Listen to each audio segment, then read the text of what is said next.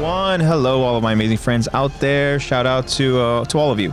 You guys are all so incredible, and we're so thankful for you guys. And we're here. We're here to do another episode of Attack to Talk. That is the podcast where we break down and analyze every single Attack on Titan episode.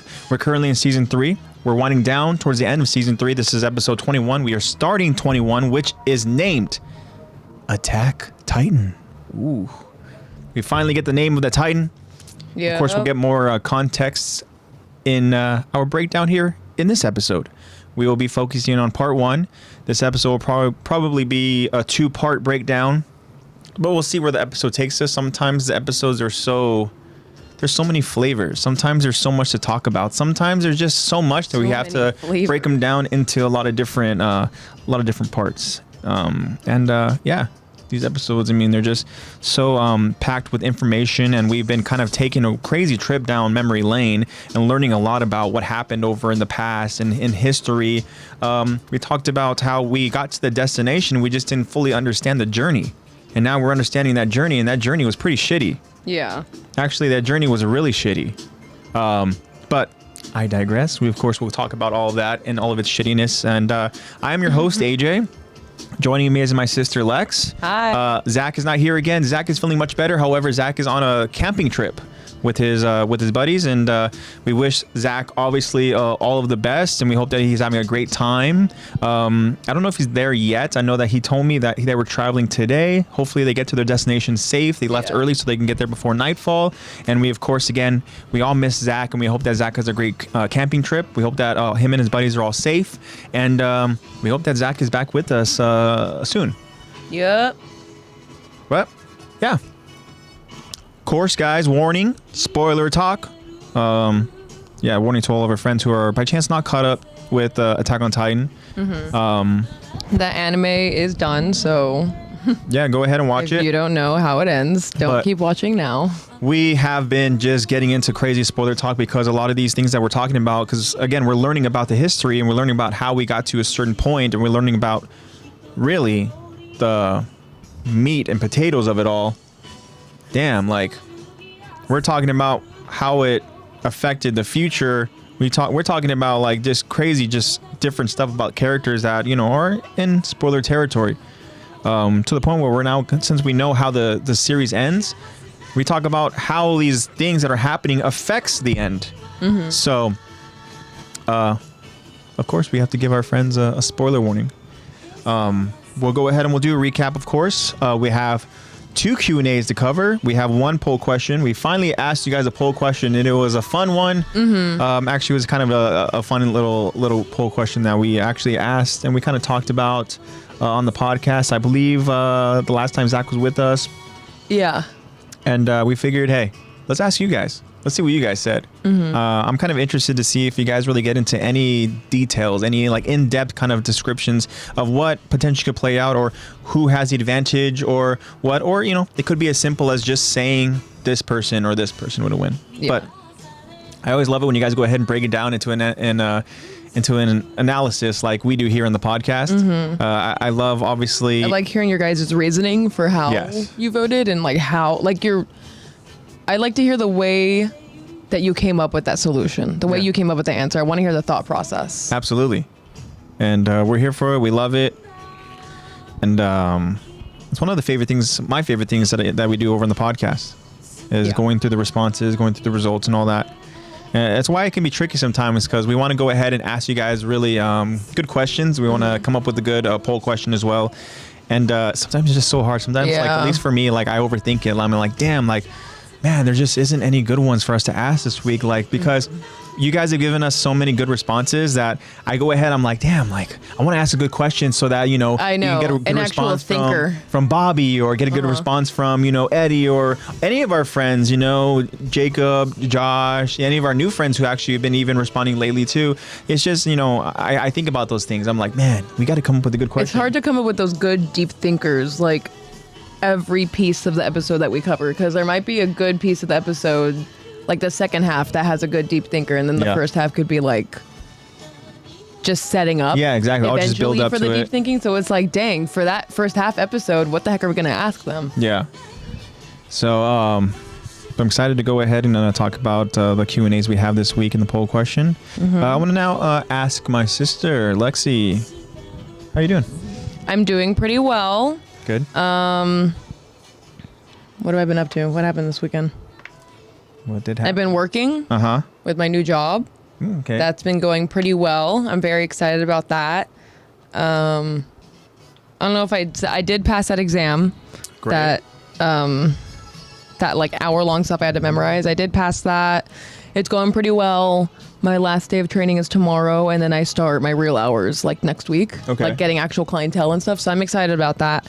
And then I also got to move forward with this other job that I'm really hoping I get, but I won't feel bad if I don't, because it's really hard to get into a school district. It's a physical education instructional assistant. So PE instructional assistant for like 4th and 5th grade. Okay. And which is the age that I would prefer to be at. I don't want to go to middle school. I don't want to be in high school. I would prefer to stay in elementary. Where kids transition into becoming little turds. Yeah, exactly. Like it's around like 5th to 6th and then onward, where it's like, this is where they develop like that jerk bone. Yeah. That really hones in. So, but it's really hard to get into a school district, and knowing that I want to be an athletic trainer in the future, this would be so good on my resume. It's good to already get into a school district. It's good to, have a PE instructor, like a certified instructor that I will be assisting, that could write me a good letter of rec, and I could learn a lot of stuff from them. So I applied, I was accepted to move. So the way that a lot of school district jobs work is it comes in phases, and the top ranked move on. And so first phase is you send in your resume, then they see. And it took a while for them to respond, like over a month. Because I thought like, okay, they didn't want me because I've never worked for a school district, maybe the inexperience. But then I got an email saying like, yeah, we do. Your oral exam is on Monday, yesterday. Okay, yeah. And I was like, oh God, okay. I like studied so hard for it. I mean, studying for an interview it seems weird, but I really did study for it. Like I was just trying to make sure that I knew what answers I wanted to give, but I know that there was a time limit, and I wanted to make sure that I made my point come across well, and I wasn't forgetting stuff. So I like took a bunch of notes, and I was like trying to like memorize them. And then that already is going above and beyond, more so than any other person interviewing probably would go through. Yeah. Well, it's also because I really want this job. Okay.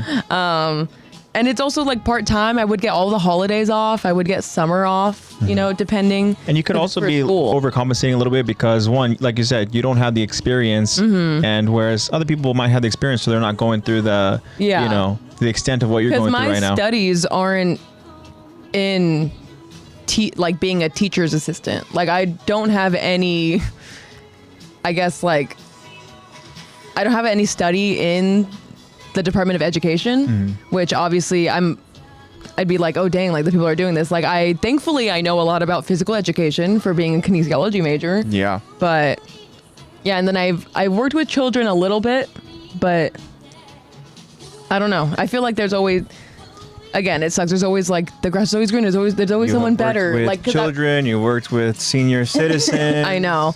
I worked with my own age. Yeah. Yeah. So I was definitely nervous about that, because I was like, dang, what if there's someone applying that like has a teacher's credential and is like trying to become a teacher? Like I'm just trying to get into the school district, period. Like that would just be great. So I was trying to overcompensate, and I went in, I felt confident doing it. Whether it was real or not, I'm really good at faking confidence. So hopefully that came off well. I was like maintaining eye contact. Well, you hear the saying, fake it till you make it. Yeah, which I'm actually very good at doing. I'm very good at faking confidence. And eventually it turns real, which is good. Practice makes perfect. You practice confidence, and it ends up being real.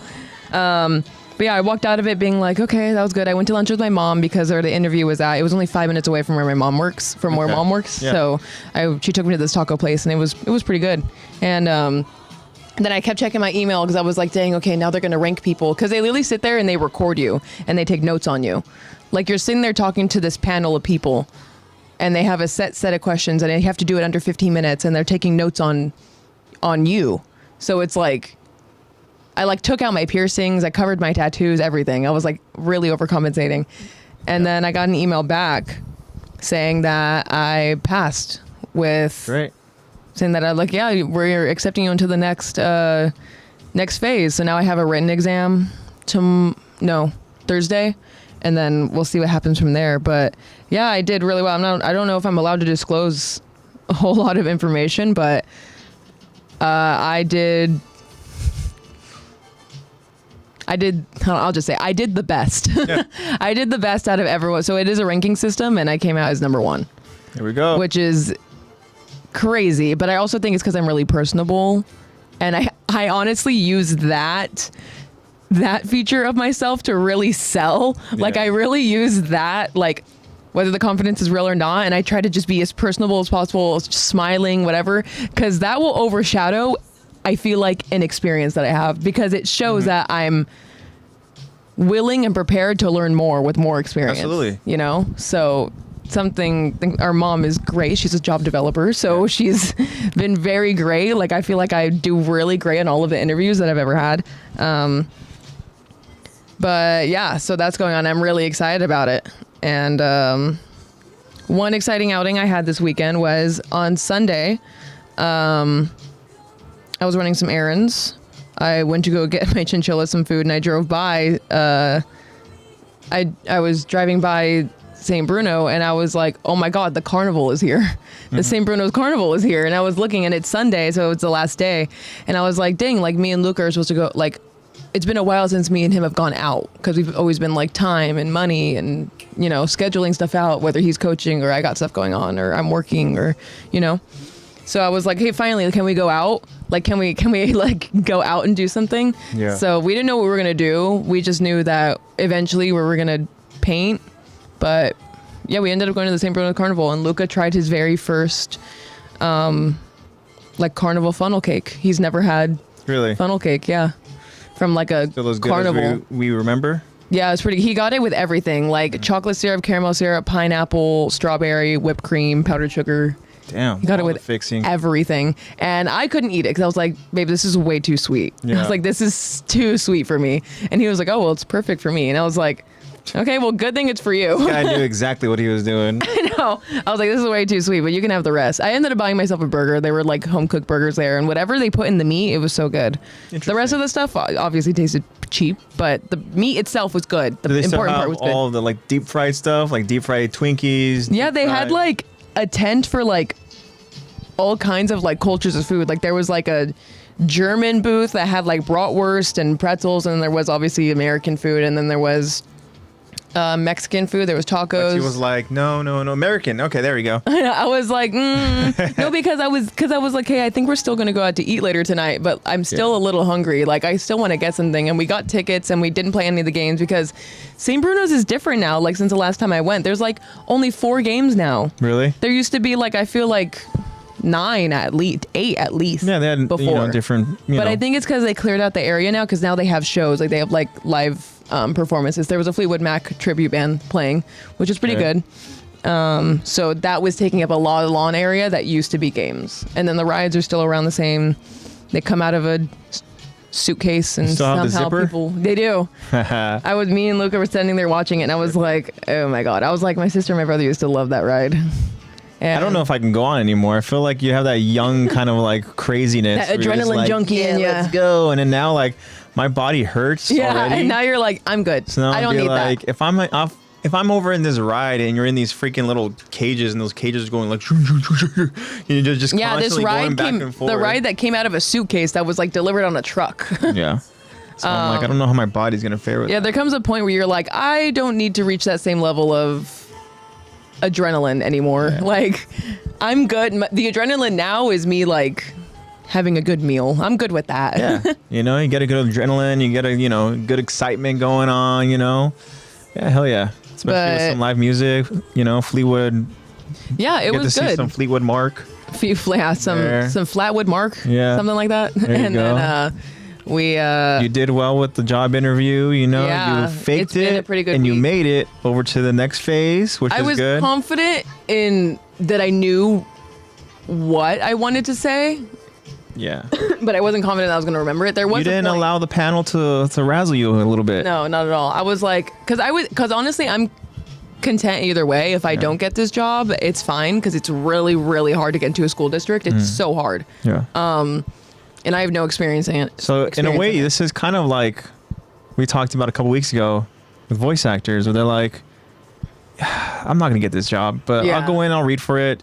Yeah. Hey, I just go ahead. You do your thing. You're very personable. Yeah. You just have fun with it. Yeah. Next thing you know, you're like, hey, you got the job. And I'm like, oh crap. Okay. But yeah, we'll see. I have that written exam early in the morning, and then well, that was probably going to be another panel of another oral examination. So we'll see.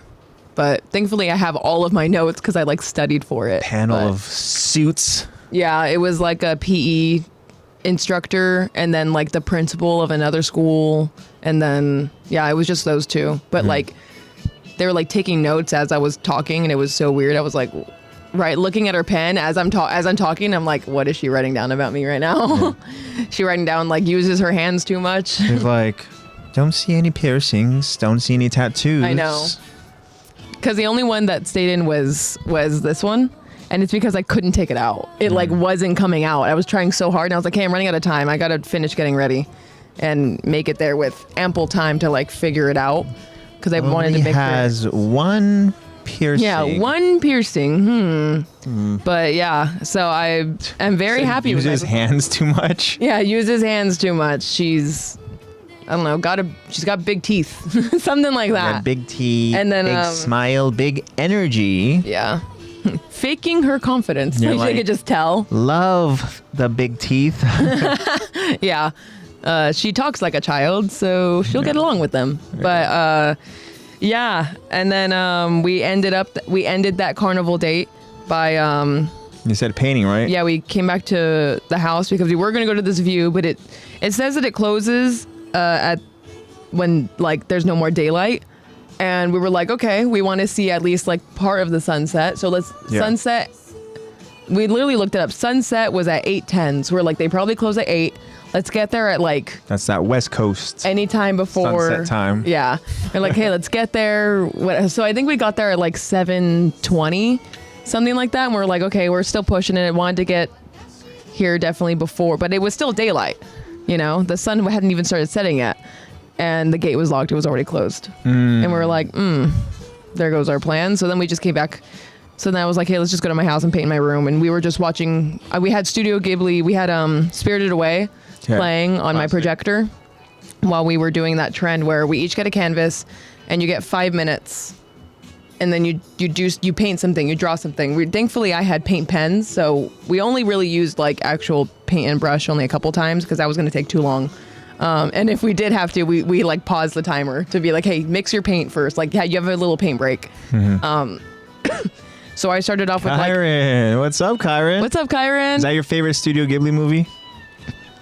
So we started off. Spirited Away is a good one. I'm more of a Howl's Moving Castle kind of guy, but...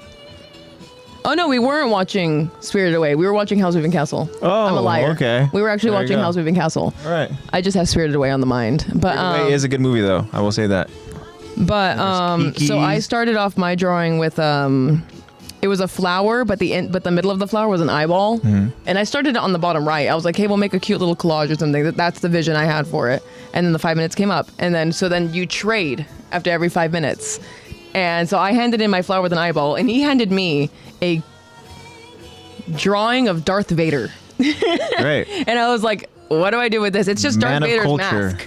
It was just Darth Vader's mask. So then you just add stuff. I added fire, and then he turned the canvas upside down and made the flower into like a monster. That was like the head, and then the stem was like the arms and stuff. And it ended up turning out really, really cool. And we would trade every 5 minutes until finally we felt like, okay, it's done. So we ended up with My Neighbor Totoro's good. What looked like a rave with like a Darth Vader visual, and like instead of it being people, it was fish, and they were on fire, and there was like a DJ. I don't even know. That's what that one looked like. And then the other one was a flower monster destroying a city, stomping out a car, and the city is on fire. Great. That's what it turned into. Yeah. That's where our minds went. But yeah, beautiful. A lot of fun. I recommend it. Trade drawings back and forth, but don't overdraw someone else's drawing. There's a viral clip out there of excuse me. There's a viral video out there. Yeah, you could tell who did what, right? Some of them, yeah, but some of them no. But there is this viral TikTok out there, and hello, Zebra Cakes. Zebra Cakes, yeah. She recently saw that one. I think it was like Marnie. Can't remember what the name of it is. Maybe I think that's the title, when Marnie was there. Is that what it is? Yeah. I'm thinking of a Her song. But it was Manny's Smile. Yeah, that's what it is. But yeah, there's this viral Marnie was there. TikTok of this girl doing that trend with her boyfriend, and like she's obviously taking pictures, like posted it, and every time she trades back, like the boyfriend, like there's a specific part that like people remember her as the Phoenix girl, because he handed her back a drawing of a phoenix, like a fiery phoenix. Yes. And she completely painted over it and drew something else over it. Wow. And she did that like throughout the entire video. Like she just kept like squashing his dreams. Like just kept being like, I don't know what he's trying to, the red sky? I don't know what that is, but I guess I'll do, like she was just judging him. I was like, girl, if you just want to paint on your own, just paint on your own. Like, yeah. There you go. So you didn't want to do this then in the first place. I don't get it. But yeah, everyone knows her as the Phoenix girl. So Luca was saying, he was like, hey, he was like, don't be the Phoenix girl. And I was like, I know. Some of our talents are a little different. I'm better at drawing than you are, and it's okay. I don't even want to try doing this with Zebra Cakes. Oh yeah, you couldn't do that with Ronnie. No. You could not at all. Wouldn't even dare attempt it. But it could look really abstract and really cool. There's like a stick figure here, and then like a realistic person here, and then very like abstract looking, or you're gonna see like a very abstract looking person from your dream. Like, wow, I think I know that person, and you're just gonna see exactly this little stick figure there in the background is going, yeah, hi. Yeah, there's just gonna be like a drawing of like Luffy's hat in the corner. I'm just gonna draw like a Dragon Ball Z character. I used to draw that. Yeah, because that's what you're really good at drawing at. That's what you've gotten your reps in. Yeah. I think that would be cool. She should start out. Oh no, you should start out with the head, and then she'll do the torso. You do the legs, and she'll do the feet. People tell me you have to participate in drawing, painting games. I flop. Yeah, it's hard because then you have so much. Because I can only guess that you would have so much expectation because that's like your job. So it's like, oh, this must be amazing. Then it's like, okay. Well, one thing's for sure, it'll be way better than anything that I put over on any canvas.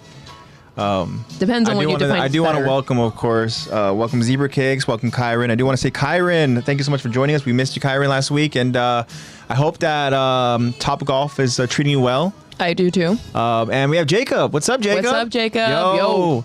Hope that you guys are all doing well. Anything fun at all happened to you guys this weekend? Yeah, we'd love to hear from Kyron. Love to hear from Jacob. Even you, baby, if anything fun happened to you. Yeah. Very cool.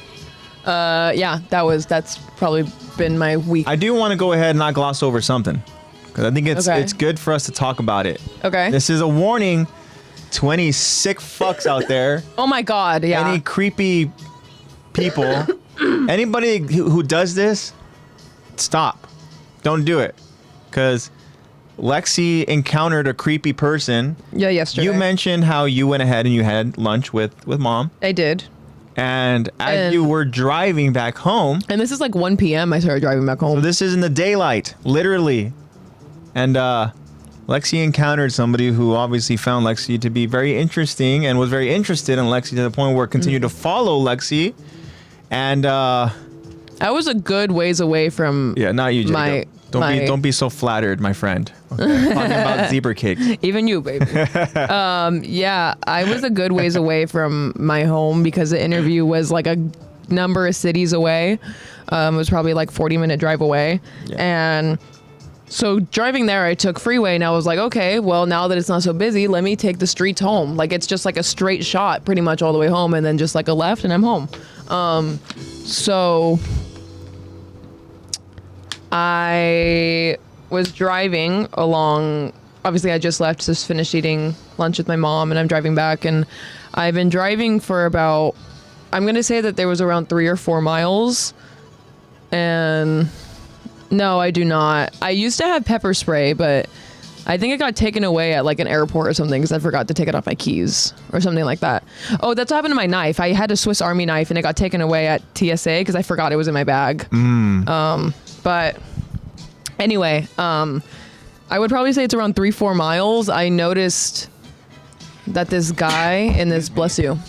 I noticed that this guy in this black Toyota Prius was following me, and like he was like, I was looking in my rearview mirror and he was like veering through traffic, and like he was like veering through traffic trying to like get to me. And like I originally noticed it we were at a stoplight, and like I was in the left lane still going straight and he was in the middle lane, and we're probably about this away. Like this is my car, this is his car, probably about here, and he's like borderline leaning out of his window, like trying to like coax me over, and he's like smiling at me. And this is like he looks like he's in his mid to late 30s, a dark Hispanic male that he is also wearing like bright orange shirt with a long sleeve, so it looks like potential construction worker. Yeah, he looks somebody, like some sort of like maybe even like a city worker or something. Yeah, you never know. something like that. It looked like he was like he just got or he's going to work or something, and I think he's also wearing a hat. And he was like doing that, and I was like, what? I was like, wait, what? And I was like looking at my mirrors and stuff, trying to be like, okay, is like my gas cap open? Like, because other than that, there should be no reason for you to be. Lexi can kick ass, I'm not gonna lie. But yeah, continue. But I was looking and I was like, that's the only reason why you should be looking my way right now, is if like there's something wrong with my car, and I know there's not. Like, I just checked on it. Like, I just checked on my car with my dad this weekend. But yeah, so I was like, and plus it wasn't even like, it was still daylight. So it's not like, oh, I have a light out. Like there wouldn't be any, I was like, my gas cap isn't open. To get you to go ahead and stop so we can just chat it up with you. He was trying to get me to he was trying to get my attention. I kept ignoring him, and I would like see him I put on my sunglasses so that he wouldn't know I was looking at him, because I would like use like a side eye and look at him, but I would like keep my head straight, so I was trying to make sure he knew that I didn't give him any attention, but I was also trying to see what he was doing to be absolutely sure that if I was in danger. And there came a point where he was doing like sexual gestures like to his car, like gesturing them towards me, and I just felt so gross, and I felt very unsafe. Like I didn't know, like, and then he followed me for like 3 or 4 miles. Like I didn't know like whether to like cry, or I was like sad and angry and unsafe, and I was like, oh my god, what do I do? Like during this time, during my drive home, I was broad daylight, this guy literally is doing this. Yeah, during my drive home, I was on the phone with my boyfriend Luca, and I was literally in the middle of a conversation. I was like, okay, well, I was like, so we can see each other tomorrow, and then he just hears me go, what the heck? And I was like, what the heck is he doing? And I'm just like yelling about him to Luca and everything. And Luca was like, whoa, what's going on? And I was like, I'm trying not to make it obvious that I'm talking about him, but I want to tell you, like, there's this guy in this black Prius, like I'm trying to identify and everything. And then happened for a couple miles. Literally, there was a point where he was purposely driving. Like I'm going we're probably going like 45 miles per hour, like the speed limit on this main road. And he's like literally in line with me and I'm like purposely not looking, like, and then he like goes behind me, and then he comes over here to get closer to me. Like he comes all the way around to the other side. Like it was really gross. And I literally was like sitting there, and I was like trying to memorize his plate numbers and everything, but there wasn't ever a time that he was really in front of me. He was behind me, and I only remember like the first 4 numbers. But you took pictures of him. Yeah. And so eventually what happened, to Dad, and so yeah. So eventually what happened is I was still driving, and at that point when he was up close to my side, and we're still 45 miles an hour, I'm surprised he didn't rear end someone, because he's not even looking at the road. He's looking at me the whole time. And he's an experienced creep, clearly. Probably. Sorry, I'm allergic to creeps. Anyways, yeah, I finally just brought out my phone, and I just did this, and I just started taking photos. Like I just brought out my phone and I started taking photos. And the moment I did that, he backed off. You see what Kyron put? And then I was put on TikTok. Somebody will find him. Yeah. No, honestly. And then I sped through some yellow lights so that he would get caught in the reds. And then the last 15 minutes of my drive, I didn't see him at all.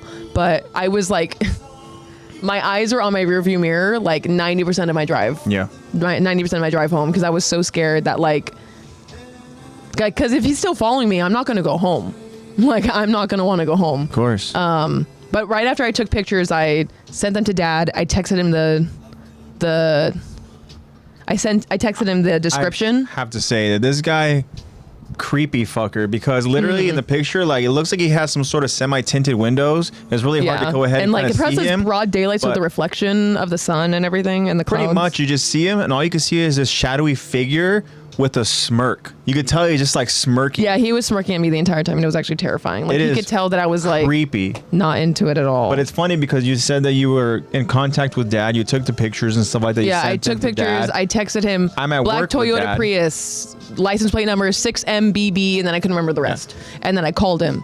And Dad told you if you see him again, like you said, you weren't going to go home. Yeah. Dad said, go ahead and head over to my job. Head over to the job where you and Dad both work. And then and if I'm you were also to follow you there, then close guess with what? like your coworkers. Oh yeah, for too. sure. We were all like, well, bring him over here. Yeah. Because guess what? As soon as you go ahead and you park, you're gonna have a fucking group of men out there walking over and then looking at this fucker, and then because then you guys will protect me. But yeah, thankfully I didn't see him at all for my last 15 minutes. But I gotta say, anytime I saw any black Toyota, even if it wasn't a Prius, I was like being extra careful, and I was like, oh no, it's not him. Okay, got it. Yeah. But yeah, it was really, really scary. Like, I was on my drive home, and I was telling Luca, and I was like, he came over and everything, because I was like, I came home, I deadbolted the door and everything, and he was like, okay, like, because originally he was like, oh, do you want to come over? And I was like, I kind of just want to nap. And he was like, do you want to just come over and nap? And I was like, no, I want to put my piercings back in, so I want to go home first. And then that happened. So then that's when I was like, can you come over? And he was like, yeah, I'll come over right now. And I was like, okay, cool. Yeah. So then he came over, and I felt a little safer, but it did shake me up for a good portion of my day. Of course, it really did. That's it was not really a normal scary. thing for people to do. Literally, like, even like Jacob says, can't believe these people exist. And I mean, again, just like moral of the story, guys, just be aware, just kind of. It's unfortunate, but like, these people are out there, and Lexi, you went about it the right way. You went ahead and you tried to get a license plate. You couldn't get that. You took pictures of the guy. Yeah, I was like, let me get as much evidence as possible, because as someone that watches tons of crime, stuff and a bunch of like horror stuff and just like actual, like, I was thinking like, because you always think like, oh, it's not going to be me that's like lured and raped and killed, but it's so easy. It could be you. Because we don't know what this guy's intentions are. We don't know, like, exactly. like, again, hypothetically, if you think something's wrong with your car, and you think that this guy's trying to go ahead and let's say even before he does all those, disgusting gestures towards you, just lures me in by being like, if all of a sudden you go out, he sees you pull over because you want to check your car. Who's to say this guy we don't know what his intentions are? Exactly. Yeah. Anyways, just be safe, guys. Because this was in broad daylight too. This was like 1 p.m. on a Monday. So this is the kind of stuff that does happen to women. There's a lot of disgusting guys out there who think that they can just go ahead and act off of, a disgusting urge and a disgusting impulse. We just have to be just safe out there, because these people are out there. Yeah, please be aware of your surroundings. Even like what Zebra Cakes mentioned earlier in chat, talking about what going to Home Depot feels like as a woman. Like, she was telling me today that she went to Home Depot just to go ahead and look at the garden and stuff. And of course, she had guys as she's walking over there. They just want to mansplain everything. It's a group of guys who were over there, over at Home Depot. Like, there's the ones who out there are like, Hispanic and stuff like that. I myself am, I'm Latino. But you got a group of guys who are out there, trying to find work. And what do? They go ahead and see a girl. Zebra Cake said they were like catcalling her, whistling this and that, saying stuff over in Espanol. When it's a group and laughing. Like, guys are so stupid. They just want to impress each other, and to them, I can impress them by harassing a woman. That's not. Stupid. And then not only that, she goes over to the garden section, and one of the guys who actually works there, I guess, wouldn't like leave her alone. Was constantly so like wanted to help her and start conversation with her. Anyways, guys, they think they're being so charming. Just be safe, But Kyron, so you mentioned about getting Lexi a taser. I'll tell you exactly how that goes. That'll turn into a Jackass episode. Next thing you know, Lexi's trying to taser on me. It's going to be one of those. I'm like, well, if I'm going to do it on someone. My name is AJ. Welcome to Jackass. This is called the taser test. And then Lexi's going to be I'll okay. just like have it on my keys, and like Zach. Yeah, he would be like, wonder what that feels up, like. Bat? Try it. Bat agrees. Hey, Bat. We all agree. Taking pictures was definitely the best move. And like you said, you were trying to go ahead and obviously avoid him. He kept getting as close as possible to you. You tried going out there and, you know, avoiding him by, you know, maybe going through some yellows and stuff. But the pictures, it seemed like you said he let off after. Yeah, the moment I took photos, he wasn't getting close to me anymore. I think it's because he was thinking like, oh, she could report me. I can get in trouble. Good. Yeah, you could. Ask Aaron. Yeah, exactly. Yeah. So I do have this app called Nextdoor. If you guys know what that is, it's an app that's basically a neighborhood app. Yeah. That lets you know what's going on in your neighborhood and stuff. So I went to the location that I was on, and I posted his photos, and I described the situation that happened, and gave his profile, like as much as his license plate number that I remembered, the black Toyota Prius, and posted the photos. You can't see him very well, but you could tell he's a dark Hispanic male with facial hair. And just creepy, he was creepy. So I posted that in that location, and I have a bunch of responses now of people saying that like they're so sorry that happened to me, and if that ever happens again, drive straight to a police station and stuff like that. That's another good, you know, thing. And I was like, oh yeah, I didn't even think about that. Like, well, it's hard to go ahead and kind of rationalize your thoughts because you said you felt so many different emotions in that moment. Yeah, I was like, I didn't know whether to like. I just felt immensely unsafe. That's the only way I could describe the way I was feeling. I just felt extremely not safe in like a broad daylight 1 p.m. right after I just like felt really good after doing this interview and went out to lunch with my mom. It was such a good day, and then just that's some creepy ruined it. Crapped on my whole day. Real quick, Jacob says there was this creepy guy who was following his girlfriend. He kept asking for her phone number and calling her a pretty girl. She looks young and she's only 4'11", so I can only imagine what this sick was thinking. I wish I was there so bad. Yeah, exactly. You know. Yeah. That's the thing that like a lot of these guys, they don't take no for an answer. You know, and especially if there's any kind of, you know, like anything in their system. What I mean by that, of course, like, you know, alcohol, whatever, or whatever the case is and stuff. Any kind of like substance. Any kind of, you know, control is out the window and stuff, you know. But yeah, it's a scary thing. Even Babbitt says, when I was deployed overseas in Spain, I lived off base and they taught us to never drive home the same way twice for safety. Yeah. Wow. That's crazy. Yeah. I mean, it's sad that we have to go ahead and go to these measures, right? I know. And of course, Zebra Cake said, once you put them on TikTok, Gen Z will finish them. Yeah. That's I know. Crazy. That's the power of social media. I know. People would find him. No doubt. But yeah, I'm sorry that happened, Jacob, to your girlfriend. And trust me, I know. That's not fun at all. There's times where literally I'll go ahead and I'll like, you know, Zebra Cakes will tell me something that happened, and you know, I so badly want to go ahead and like be there. And of course, it happens the moments that, you know, you're not there, right? I mean, just be safe out there, guys. Yeah. Kyra, my girlfriend always tells me stories of people doing things or in traffic, and I always say that they'd never do that if I was in the car with. Exactly. Yeah, they always do it whenever there's a woman that's vulnerable in any state. Like, oh, there's not a man around, you know. Yeah. But I'm waiting for someone to try it. Like, I would love to beat up a creep. I would love to actually take out all of my anger on them. Yeah. Because it does happen a lot. And, you know, a lot of people say, like, women are very guarded.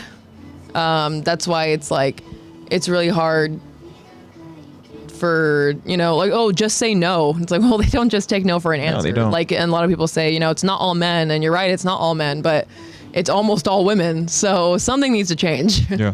And also too, a lot of times they go ahead and they like project their insecurities once they get like denied. All of a sudden they start calling you like, oh, you know, you're a bitch anyways, whatever, something like that, or you know, blah blah blah. It's like, okay, yeah, the nice guy, calm down, dude, you know, whatever and stuff, you know. I was just trying to be nice to you. You're ugly anyways. Yeah. I was like, oh, okay. Cool. Yeah, but really sorry that happened to you, Lex. I'm sorry that this is out there in this world, guys. Just be careful. Yeah, be careful, and be aware of your surroundings. Exactly. Try to get as much evidence as possible when things do happen. A lot of the time because this has happened before with our sister, she felt like she was being harassed walking home. I think she was walking home from school or something. So then she just took her phone and started recording, and then they stopped. Yeah. Because, you know, they're thinking, oh, I'm going to get in trouble. Like, well, if you know you're going to get in trouble, why are you doing it? Yeah, exactly. But yeah, just start recording them. Yeah. It's your right. As long as you're in public, it's not illegal. You can record them. Yeah, so be careful out there, guys. Yeah. Other than that, I had a pretty great week. Yeah. Other than that one time on a Monday yesterday, I had a really great week. Very So good. thanks for asking. Right on. Let's find out about AJ's week. How was yours? I mean, everything was good. I'm trying to think of what the heck we did. We did a karaoke this weekend, right? Saturday That's right. Yeah, that's why. So Saturday came back home. We got some in and out. Yup. And we did some karaoke. Saturday also, I believe I went to another little art show to go ahead and support one of Zebra Cake's friends. There were some pretty cool little sculptures that they had there, like just sculpture art and stuff. Some cool little small little art pieces, like paintings and stuff.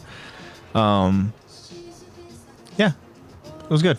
Nice chill kind of weekend. Got to go and spend time with the family. Do some karaoke. Monday was chill at work. Yeah. So nice kind of just chill weekend. I totally didn't mind doing karaoke at all because Billie Eilish just released a new album, so I had a ton of new material. Yeah. We're talking about Fleetwood Mac cover band. Lexi was doing the Billie Eilish cover. I literally was doing I was texting Luca about it too, and I was like, oh my god, we're doing karaoke. I'm going to do like the Billie Eilish song, in the Hit Me Hard and Soft album. And Luca literally texted me. He was like, are you going to do the whole album? Because it's only 45 minutes. At least only. 3 songs. Yeah, I did for sure 3. Yeah. And then I was like, okay, let's spread some out. But yeah, they're really, I love. They were interesting for sure. Even Dad was like, I don't really care for the lyrics, but I mean, the beat's pretty good. And he was like, the beat's kind of cool. Yeah, because the way that Dad knows Billie Eilish is like back when she was like a teenager, when it was very like soft spoken and everything. Because Dad would be like, oh, she just whispers. Yeah. I'm like, have you heard her new stuff? She's like, in this new album, she's belting. I don't even know how she's doing it. But, anyways, enough about that. Should we transition to the Q&As? I think we should. Yeah, I think that's we do have a good idea. 2. Yeah. So at this time, guys, we're going to go ahead and go over the Q&As. We have 2 of them, and then we have a poll question as well, too. And if you guys would like to go ahead and elaborate over on your guys' response, always feel free to. Go ahead, and chat. Again, we talked about it at the start of the episode. We love getting just kind of clarity as to your guys' thought process and, learning about the responses and getting that insight. Even with the poll question as well. I mean, the poll question was a fun kind of little poll question. And again, if you want to explain why you believe... Wait, the poll question was about... the fight. The fight, right? Yeah. So again, if you want to explain as your thought process, please. But at this time... Yeah, what's your reasoning for that? And are you including their sidekicks? No, we're ready. Oh, I know, exactly. Yeah, we can talk about we'll talk about that when we get to it. Because I think that does definitely change the results for that. But yeah, so at the time, Lexi's going to go ahead and... give us one of the Q&As. So the first Q&A, I'm just going to go in order of when we posted. The first Q&A that we asked you, and I think I asked this last Tuesday. Do you think giving Titan spinal fluid is like donating blood? Can Titan users run out of spinal fluid? Because how do they just I was thinking about that. I was like, how do they just get spinal fluid? Do the warriors just there's a time period where it's like, oh man, go do your hours. You got to go. Just like when you have to give blood or whatever. Yeah, and stuff. Pretty much. That's what I was thinking about. Because it is a bodily fluid. Yeah. So Yeah. So the first answer that we have is from friend of the show, Kyron. All right. What does Kyron think? Kyron says, as much as they do it, it might as well be LOL. So I think what he's trying to say is as much as they donate, it might as well be blood. Yeah. Because I mean, we can only imagine how often they go onto that. Again, this is referencing what happened in last episode in Marley, where they give someone a life sentence for their crimes, and that includes just injecting them, turn them into a pure Titan, and then just send them running to towards parody. Yeah. So I feel like. So obviously they're going to need a big supply of Titan fluid. So do you think they go ahead and find a way to just replicate it? Do you think they have some sort of scientific process and stuff? They are more modern than obviously they have what doctors, we know in parody. I mean, who knows? I mean, we understand that this is Titan spinal fluid. So. And does it work for every single Titan? Because the only Titans that we know for sure with spinal fluid are like, okay, Zeke's spinal fluid is in the line. Like we know for sure that's Zeke's, but like, is that like he's not just a beast Titan, but you know, like does it work for every Titan? So yeah, no idea. There's not really a whole lot of explanation on that. So we'd love to hear your guys' takes on it. So thank you for that, Kyron. Yeah, thanks, Kyron. Next we have is from user Dejuan Caveman, who is Eddie. Eddie says, interesting question. That's all he says. Yeah. And I'm glad you found it interesting. I'm really glad you did, Eddie. Well, the thing is, this is a difficult question to go It ahead. is. It's hard because there's so many elements. And it's just, man, like, these are just one of those moments where you just wish that you got the... Because we don't have enough... There's not enough evidence for us to go ahead and lean one way or the other. Given to us to be like, we see some sort of, well, it only comes from this Titan. We never or, even it see this. a Titan actually giving up their Titan spinal fluid. Like, do they just like but it's in vials, so like how? Like they already have it on supply. Yeah, so we have no idea. Is this just unless it's something in the manga that I haven't seen? Yeah. But I mean, let me know. But yeah, I don't know. I agree, Eddie. It is a very interesting question. There's so many variables. It's very loaded. Just as Jacob says that, prepare for my long answers. I had to send them through DM. Yeah, I have them, man. Looking and forward you're to it. actually next. Yes, so thank you for that, Eddie. Thank you for that. I agree. So far, okay. Next from I Am Storm, known as our friend Jacob here, as Hi said TBH, says, no, I would look at it more as a curse, like you get powers and stuff, that's cool, and then the rest is in DM. Okay. You get powers and stuff, that's cool, but remember the Marleyans POV, especially Sergeant Major Gross, but Jacob says, especially that gross guy. Especially that gross guy. He looked at them more as another fucking creep. Yeah. He looked at them more as a tool for his entertainment. Yes. Or like in the Marleyans' view, Abomination, or in the Marleyans' view, Abomination's the same that the Eldians.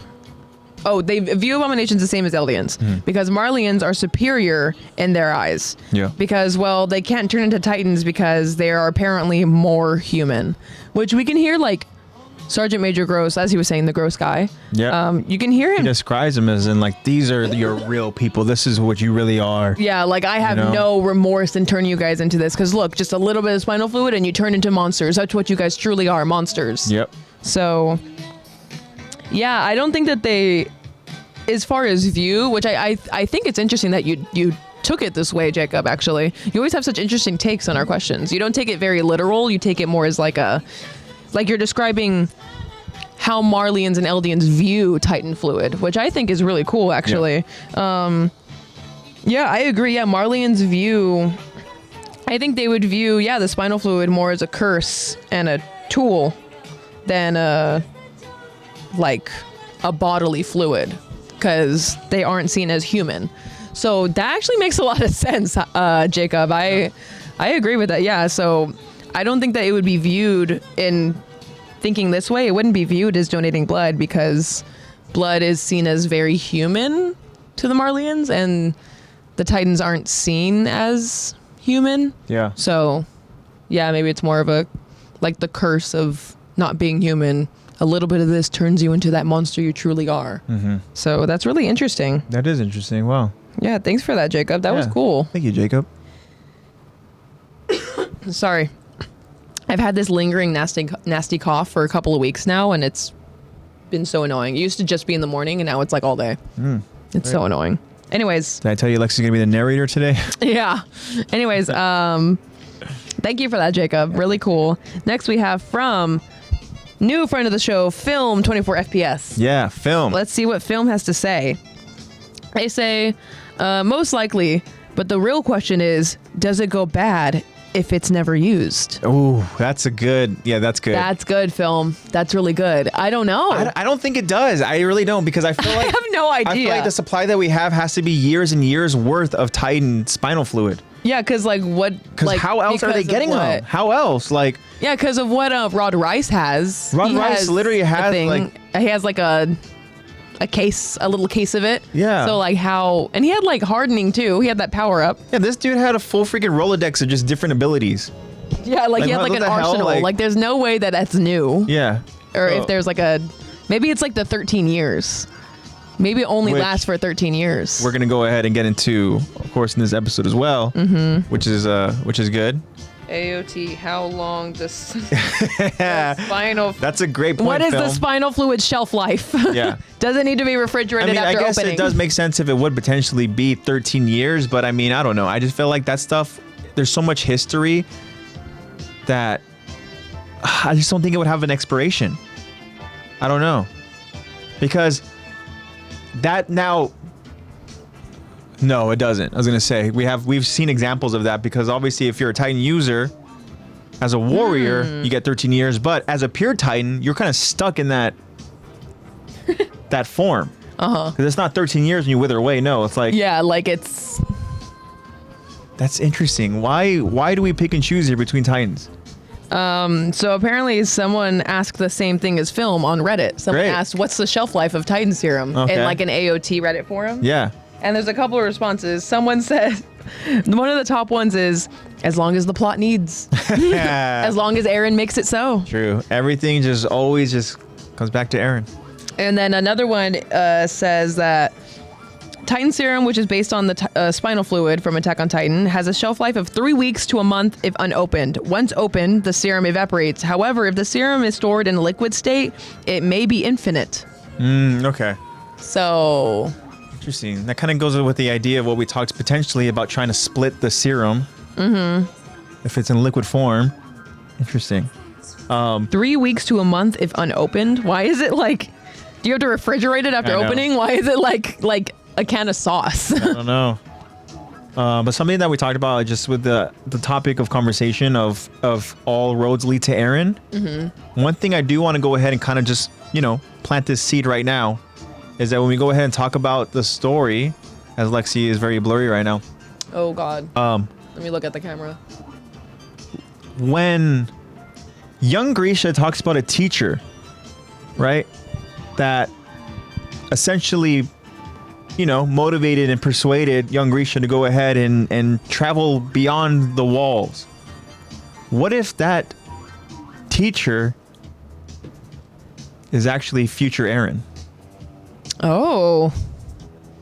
What if that's future Eren trying to go ahead and get his plan in motion, right? Because we even get a little bit, and then I want to go ahead and plant this now. Let's get that idea in our head.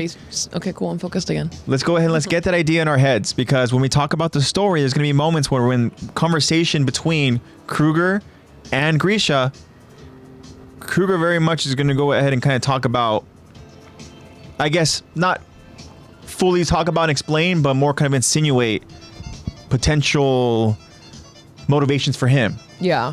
And we obviously are very much aware that the puppet master here is Eren, right?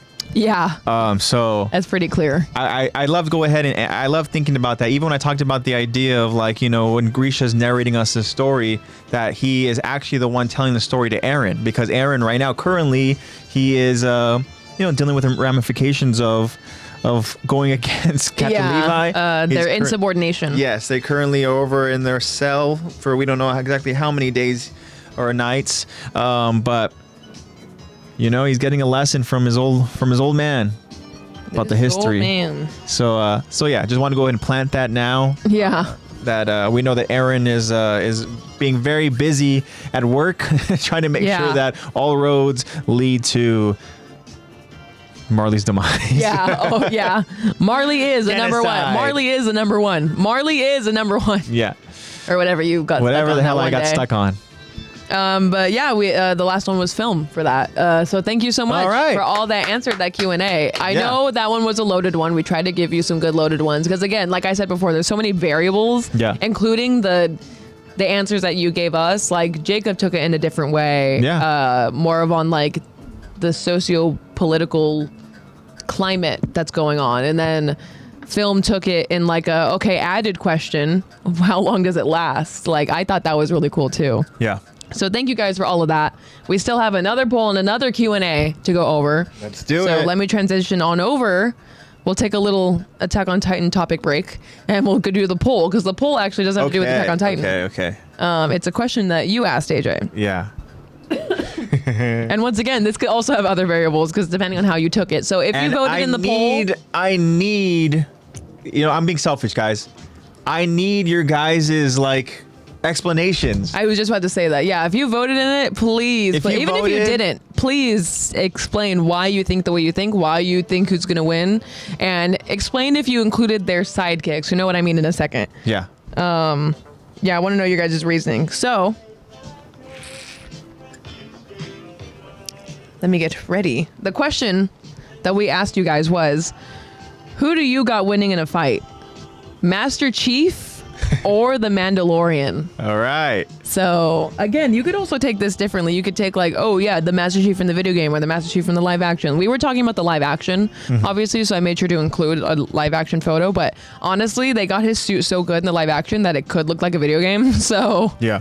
However you envision Master Chief, this is all about your guys' vision. It's all about your guys'. You're responding it with exactly what you think and how you interpreted the question. And let us know how you voted, please, so that we can see. I mean, I could see here. I could do a little digging, but. And then Lexi also mentioned potentially the idea of having their kind of like, little buddies involved or little sidekicks. And what we mean by that, they're partners in crime. You obviously know that the Mandalorian doesn't travel alone anymore. He has a little buddy, his maybe little son. For anybody who's seen the Mandalorian, you know that there is a little mini Yoda, baby Yoda, which is named Grogu. And Grogu is an interesting character. So is Grogu involved in this as well? And does that mean that Mando has Master Chief's side? No, you were saying on Grogu, and I thought you were gonna say, and then on Master Chief's end, does he have? Oh, okay. I thought you said. I thought you were transitioning already. Okay. Sorry. I got ahead of myself. You have Grogu with Master Chief. No, Grogu with Mando. Yeah. And then you have the Master Chief. That'd be interesting to see. With if they swapped Cortana partners. Now, obviously, Cortana is she's a force as well. So this extremely intelligent artificial intelligence. Yeah. And she's got great personality. She's constantly learning. I really like Cortana. Kind of sassy too, isn't she? Yeah, I love her and her voice actress. I really do like Cortana. She's probably my favorite. But yeah. And for all we know, maybe you guys don't have a dog in the fight. Maybe you guys don't. We're just here for the fun. Maybe you guys don't necessarily know about the Mandalorian or know about Halo enough to even say one or the other. But you posted the pictures. You can go based off of just vibes. True. Let's see here, man. Yeah, even if you don't know. This person's armor looks pretty cool. I might go with them. I know who I voted for, and I haven't even seen. There's just other variables. Mandalorian. So we know who Jacob voted for. Yeah, Jacob says he doesn't did take have a the peek. experience that Master Chief has. Yeah. Okay, so ready for the results? Yeah. One of them is at 69%. Nice. And the other one is at 31%. Okay.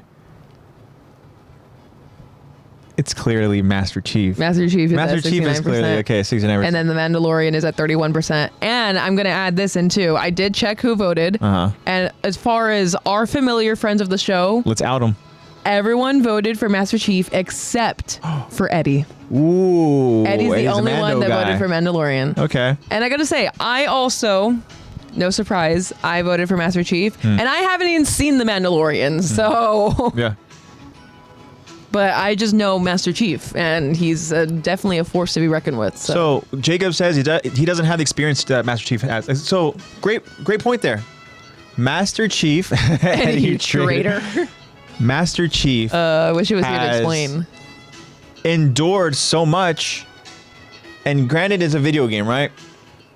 Or in Lexi's case, a live-action series. Master Chief has had to go ahead and battle through so much. Both, exactly. Yeah. Lexi, she's played the games as well.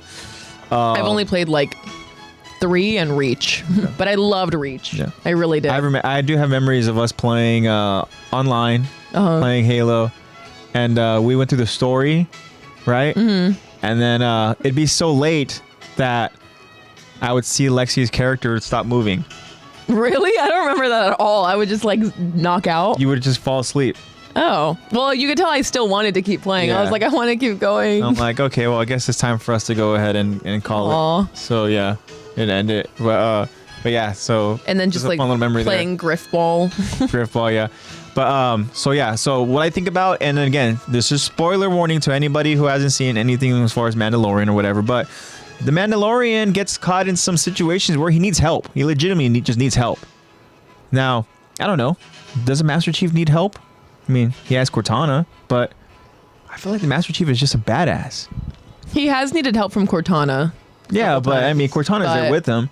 But Cortana's I'm like thinking kind of about, embedded in him. physical forces, like allies and stuff. You know, like It helps, but they're more of like variables to be like, hey, you need to fight and Mando distract has this needed person help. while I'm doing the main thing. Mando has needed help, and also Mando literally has gotten, again, spoiler warning to anybody, but he's got a. I'm not gonna say it, but he's got a legit weapon that he acquires later on. That he still struggles with, like certain things. He still Dang. struggles with like certain like battles or certain attacks and whatnot. Yeah. So, I mean, all I'm saying is that if you gave that same weapon to A Master bit Chief, Master inexperienced. Chief is He's got carving that. he's carving through anybody. Yeah. Because it So, also is you guys like know how where did my vote you is. guys? I also think that Master Chief totally. Sorry, wins. Pedro Pascal. I do like Pedro Pascal. Bad voted Mando. Oh, Bad voted Interesting. Mando. So- Oh, I must have not seen it. So Bad. Interesting. Why do you think Mando? I mean, again, the Mandalorian, he's also a badass as well. I mean, but it's just Master Chief. But again, I mean, there's so many different variables here. It was like, we gotta talk about where's the setting, what's the location like? You know, where are they at? Yeah.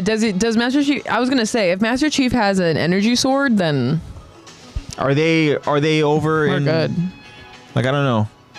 I only vote live. Oh, okay. Too lazy I was gonna on say social I media. was like I don't see you on here. Yeah. Okay. So it's not necessarily 69 to 31. It's like You know, it could be like what 67. it's like yeah, like 67, 66 to 30. What is that? 34. yeah, 34. 66 to Alright. 34. Counting Bat. Interesting. Just calculating. Now, Yeah. if Mando does have Grogu, knowing what Grogu has become, then that changes things for me a little bit. Grogu is scary. Like, Grogu doesn't even know the potential that Grogu has. Like, Grogu, again, spoiler warning. The but- way you said that sounded like you needed to say it in an Elmo voice. But Grogu doesn't even know the potential Grogu has. Grogu, I mean, Grogu has trained with Luke Skywalker. And, you know, Grogu had to choose between the way of the Jedi or not Master Chief, the way of the Jedi or Mando. Wait, the Jedi or He has Master to choose Chief? between becoming a Jedi or a Spartan. Okay. Yeah, you have to choose. That's our next poll question. Would you rather There you be go. Are you going to be a Jedi or are you going to be a Spartan? I Yeah. think I'm choosing Jedi. I'm not gonna lie. Yeah, if you, especially if you're watching the live, the I'll go live action Jedi, series, and then I'll go you don't want to evil. be a Spartan. I'll become dark. Because there's just too much responsibility being an actual Jedi. There's just too much There's too many responsibility. rules to That's abide funny. by. Like, let me just use my lightsaber at my own leisure. You know? Jacob, our dad would definitely agree. Chief is the best Spartan. He's the guy that the fate of the world is on his shoulders. Mando needs help, and Master Yeah. Chief does everything by himself. In my opinion, it doesn't even come close. exactly. Yeah, Dad would that's something agree. that Dad said. He was like, "Oh, not even close." He was like, "You asked him this question, and The dad would- knows both. yeah, and he Because knows of the both." live action of Halo. It's funny. And because he watches, The Mandalorian. He was saying like, "Oh, it doesn't even come close." Master Chief would shred Mandalorian. I was like, "Okay, I agree," and I haven't even Say seen less. it. Yeah. I mean, would it be a respectable fight? I think Mando would go ahead and I think Mando would definitely put up a fight. he would put up a fight. But He's crafty. Mando is crafty. I just feel like Mando needs a lot to go ahead and kind of play in his favor. He needs Yeah. Grogu there, and he needs to go ahead and have a certain location. He needs to have that advantage. He gets to choose the location of where this battle is happening. Master Chief is just like, tell me when, where, and I'll be there. yeah, he's like, "I'm a soldier. I'm meant to take orders," and da da da da da. It would Do be it a well. massacre. Yeah, I don't know. Damn. Yeah. I don't know. Does Master Chief take out a Jedi? Energy sword versus lightsaber. But they're also force sensitive as well. I don't know. Depends on the Jedi. Mando needed a lot of help in the beginning. Every hero does. Says, He's Mando a lot needed a stronger lot now. of help in the beginning. Every hero does. He's a lot. Yeah, I agree. Just because you need help also doesn't make you necessarily.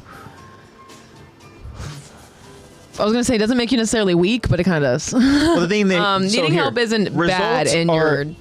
Results are currently binding right now because Mandalorian and Grogu are getting their own movie.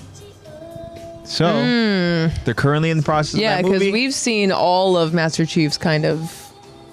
Mando can end up becoming an absolute badass over in this freaking movie, and then we'll be like, "Look, all right, I changed my vote. Back. I changed my vote."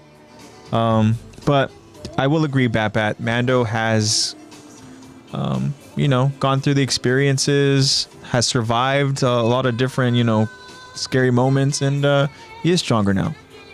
Jacob, I have a question for you. Ooh. Do you think Master Chief is still winning if it's versus Mando and Grogu, and Master Chief doesn't have Cortana? It's kind of like a 2v1. So Mandalorian and Grogu versus Master Chief alone. No Cortana. What do you think? Like to see this. Built his team of friends, etc. Yeah. Mando doesn't have the Force. Having an AI is a part of your... Oh yeah, does have... Having an AI, that's part of your suit is completely different. Yeah, talking about with... So, it seems like... Well, here's the thing, though, Jacob, to Lex's question. Mando would have somebody who is Force-sensitive in Grogu.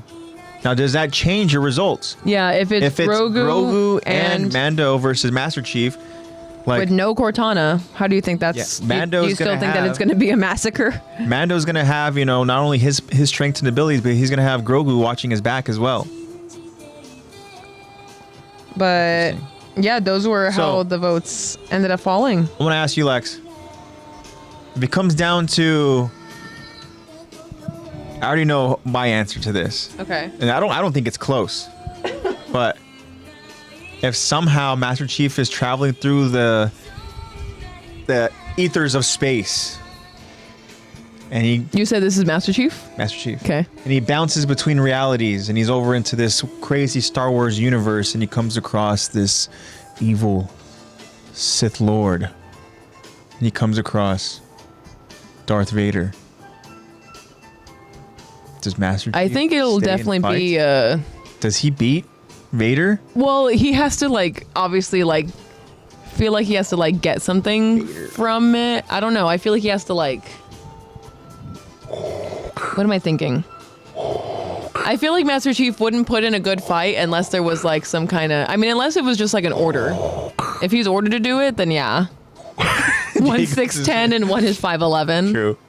Master Chief wins in strength. Okay, yeah, so he agrees. Master Chief still wins if it's versus Grogu and Mando. But anyways, Darth Vader is crushing Darth Vader versus Master Chief. Suit. Yeah, someone with the Force is... This dude I don't know if he's gonna know. He has the Empire. Yeah. I don't know how much Darth Master Vader Chief has got that one. If we're talking about massacres... I think it'll definitely be a fight, but... He'll definitely put up a fight, but I don't know throw how a freaking sticky bomb. I know. Sticky bomb attached to his helmet. Yeah. Yeah. I don't know. I actually don't know. I do. Darth Vader's winning that all day. Jacob says, enhanced strength lifts 3 times their body weight without armor. Says John can lift over 500 kilograms. Yeah. Words. Dang. With his armor, his strength is further improved by a factor of...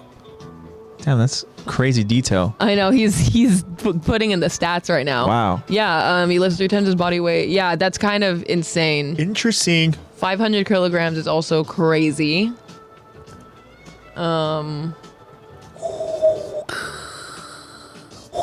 Yeah, 500 kilos. Yeah, but with the Force, I don't know if John's got that. But thank you for all of you who voted. And again, there's a lot more variables that can come into it. He's just nerding out in the corner. We haven't even started the story yet. I'm already losing him. You. Who are you? Okay, well, he's going to do that. I'm going to move on to the Q&A. Why are you here? I can't do it. So the next Q&A and final Q&A that we asked you is, to provide you context, Sergeant Major Gross said, turn this guy into a 3 to 4 meter Titan. And end quote. And we asked, can they really control the height of Titans? Or was he just, what does he mean by saying that? So first we have from Kyron. What's up, Kyron? What's up, Kyron? Says, not unless they had a way to contact Ymir when she built them, LOL. Okay. Yeah, because that's true. I mean, Ymir literally is the they're like a pre-built creating. Yeah. But does Ymir only build the warriors? 'Cause I don't think Ymir touches the people, the common folk. Yeah, I don't think she does either. Well, she might, but not in that way. I don't know. I don't know either. She goes and she sculpts the only the warriors. Yeah, I don't have an answer for that. I don't know. Damn. Again, we just need more. I know. I need more evidence. But that's a really cool take, Kyron. I totally forgot about that. About how Ymir literally shapes them. Yeah. John wins every time. He's the best. He's a one-man band. Yeah. One-man army, I think is what you meant to say. But one-man band, I'm sure he could lay down some sick beats. Yeah, I think so. All right, next is actually from Jacob. It's so satisfying hearing that in the show when you're watching the show. Anyways, next is from Jacob, actually. Jacob says... Shout out, Jacob. Shout out. I think maybe he's done it so damn much that he knows how tall they will be and with how much Titan serum. The person's frame. Yeah. This guy's a little weak looking. He'll be a 3 to 4 meter. Yeah, he'll be 3 to 4. This guy, and maybe it goes on personality. Yeah. But yeah, he says, I think that maybe he's done it so damn much that he knows how tall they'll be and how much Titan fluids, which we did talk about before. We did mention, like, is the amount of Titan fluid that he puts in, like Titan serum that he puts in. The syringe has like a little like measurement. Yeah, like are there like milliliters in that or whatever measurements they use? 1, 2. Because we talked about that too. 3. Yeah, like the amount of. But yeah, maybe he's just doing it for so long. He was like, I just know, or maybe he's just saying stuff because he's likes to boast. He just likes to hear himself talk. I don't know. Yeah. Now, did he turn into a 3 to 4 meter Titan? No, he got eaten. No, not Wait, who? Gross. The Titan, the person who became the Titan. Did they kind of just based off of what we've seen from Titans? Does the Titan look like 3 to 4 meters? Wait, who was he talking about when he said turn him into a 3 to 4 meter Titan? He wasn't talking about Grisha? No. He was talking about He was talking about the one that he goes and he turns into the Titan. Your son betrayed me. That guy? It was the guy who ends up killing Gross. Yeah. So I'm trying to think is that Titan? SB! What's Hi, up? SB. Big Titan energy Gross had, but then Gross became freaking Titan mulch. But I'm trying to think. That Titan, I don't remember. it did look like a little bit of a smaller Titan, I'm not gonna lie. So I'm like, maybe it was like 3 meters. Damn, Gross is good, man. He's just got that. Doing it for so long. No wonder he's the sergeant. Speaking of SB, she's actually next. Oh, SB's next. Thank you for that, Jacob. And next we have SB. SB says, maybe like more spinal fluid equals bigger Titans. I've never thought about that. That's what we've Good. We're here to ask you the questions you've never thought about. Strawberry, blueberry. What? Yeah. Or it could just be strawberry. Yeah, that's what we mentioned, like the amount of spinal fluid. Do I need to pull out the sound effects again? But yeah, like we mentioned, like does the amount of Titan that's what we kind of speculated fluid? Last week. We were like, man, like that's so weird that he's able to go ahead and even say that. Oh, man, I don't know. It could just be a matter of Gross has done this so many times that he has an idea. Maybe it is just in measurements, like in I don't know. Yeah, in the amount of fluid. I have no idea. But thank you for the SB. Yeah, thank you, SB. I've also never thought about it. That's why we're asking you. Next we have from friend of the show, Film _24 FPS. Films just says yes. Yeah. Yes, they can control it. Obviously, we aren't able to explain why, so I don't really expect Film to explain why, but I would like to hear their explanation anyways. Yeah. But yeah, Same thing as, thank you for that film, by the way. Same thing as Eddie. Eddie says, yes. Yes, they can. Yes. They can control the height of Titans. How? We don't know, but somehow they can control it, I guess. Yeah. It's okay, SP. I think this was actually a Sunday Q&A. We're late as well. Yeah, we're also late. Yeah, this was Sunday, I think. So yeah, we've been late with the Q&As and the poll questions. We apologize. We talked about. But yeah, the Friday one, don't worry about it. Overthink them. This was like the first Friday one that we posted on time in a long time. But thank you for that, Eddie. And last but not least, we have 1717 Swerve, another new friend. Yes, Swerve says, most likely through the injection amount. Okay, so there's kind of like a common theme where everyone kind of around is thinking that, okay, the amount of serum probably has to do with it. But if that is the case, Rod Rice only licked I know some off the floor, and he was this giant tomato beetle thing. Yeah, he was pretty ugly. But maybe it's because it was through mouth and it's different versus an injection in the neck. I don't know. And then Kenny was talking about, like, I don't want to do it wrong. Yeah. And he has, I'm guessing, more knowledge than... Could be from Udi. Yeah, I'm guessing he has more knowledge. So he probably has heard Udi be like, yeah, you could kind of control the amount. Da-da-da. Like, if you can mess it up, you could probably mess it up. Udi's like, it's a whole procedure. Udi's like, oh, my friend Kenny, don't try. You can't turn into one. Yeah. You're not LD. Like, you're so stupid. AJ Lex, new My Hero episodes? No, I haven't seen any. Nope. I've been studying for Jacob jobs. says, no, Zach. No, Zach is camping over in the forest of giant trees. Hopefully he stays away from all those Titans out there. But if I know Zach, Zach's going to put up a fight. He's fine. He's got it. Zach can take down a 3 to 4 meter, no problem. But yeah, that is all of the answers. Beautiful. All right. Yeah, again. Oh, yeah. Did we get any answers? Oh, No. that'd be a great soundbite, Bat. If I were able to go ahead and kind of just and put it in. download it and get that And over just- in the little sound pad. That would be good. Just fire up. Did we get answers to our questions? No. No. Did it leave us with more questions? Yeah. Yeah.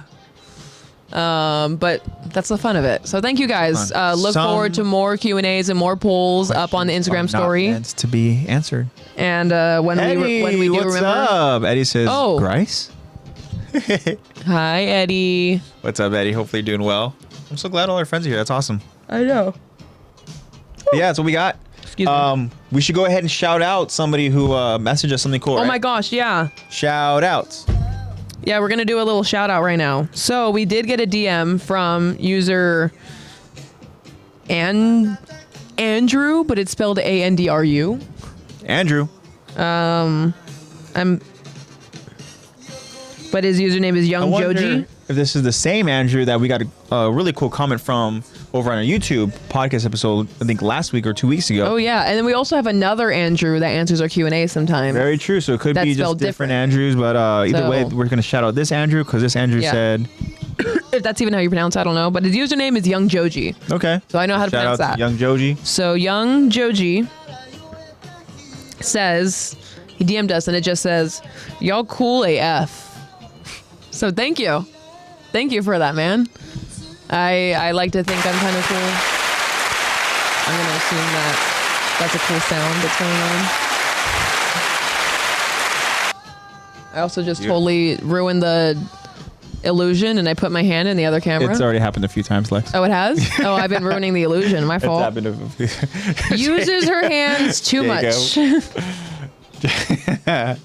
Gotta love the sound effects. Jacob, just like, I love it. Beautiful. Yeah, Andrew, we appreciate you. Thank you for those kind words, and join us whenever we stream live. Come join our community here. Come join us on Attack to Talk Tuesdays. Womp, womp, womp, womp. Great stuff. All right. What do you think, Lex? We ready? The new Beetlejuice movie comes out September 6th. September 6th. Whoa. Sorry, I just found that out. Let me get off Instagram. Yeah, I'm ready. Be careful with that word, though. Don't say it 2 more times. Beetle? Don't.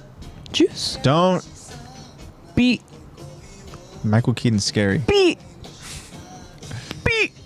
It's like the Beetlejuice from like Howard Stern's thing shows up. Yeah. Happy to do this. NBA knows that little Beetlejuice guy is. He's hilarious. All right, so Lexi's gonna go ahead. Can you imagine he just pops up? Yeah, that'd be cool. A carrot. I think it's a carrot. I think it's a carrot. Red. 25. No, think about it. Think about it. Probably like 14. Okay. Great. My favorite part is the sound effects. Okay, now that we're already just as delusional, we're about to start the episode. Yeah, we're gonna start the episode, guys. We go ahead and we did a little this. recap, but we got to do more. Lexi's gonna go ahead and recap us. Oh God, about what happened last week. So last week, like there was a gross guy. Yeah. You know, there was the owl. Dinah's a smiling Titan. Yeah. Grice has regrets. Yeah, Eddie says Grice? Yeah, he has hella regrets because guess what? Grice has regrets. He's getting chased by Titans right now. And Aaron is seeing all of this. He saw all this unfold in a dream, but it was memories. Yeah. And yeah, Aaron Mika Kruger, says- Spartan kicked. Yeah, Gross off the wall. Gross got his face torn off. We saw the manga panel The of manga it. panel is pretty gruesome, I'm not gonna lie. pretty Anybody bad. wants to go ahead and see the satisfaction of Sergeant Gross's death, just look at it because he basically gets like his look at face the ripped manga. off. Like his The jaw, manga, yeah. his skin on his face ripped off. Which honestly, it's just a little bite. which is basically well deserved. I know he took such a small bite, but it's He's well just like- deserved. He's definitely suffering. He's just like, And then Aaron Kruger unveils that he is the Attack Titan. he is the Titan. We don't know which Titan yet. Well, we don't know yet, but he as is a this Titan. episode is named, it is The Attack Titan. Titan. Aaron is spectating from the lobby. True. Yeah. He really is. Yep. Aaron's in the gulag right now. He's trying to get out. Like what Aaron is really seeing. Is he seeing is he like as if he's a Yeah, like, viewer is there a watching third the Attack person? on Titan episodes? So, is Yeah. he like seeing this happen? Or is he actually there? Like, you know how we've seen those scenes where, they go ahead and where Zeke he's just, takes like, them through the sitting little there. time, in the past and stuff. Or is he watching this play out? Like, what does Aaron see as he's here spectating in the lobby? I don't know. Yeah, that's true. Like, is it a POV? Is he just sitting there? Is it a third person? Is it? I don't know. Are there rankings? Does he have a HUD? I don't know. Yeah. But we will get an explanation of that transformation. He did tell Grisha, revealed, that's what I was thinking of. He did reveal that he was the owl. Yes. And more information on that is to come. Aaron is always watching Attack on Titan. And Dinah will always find Grisha, no matter what form she may take. No matter where. And she kind of did.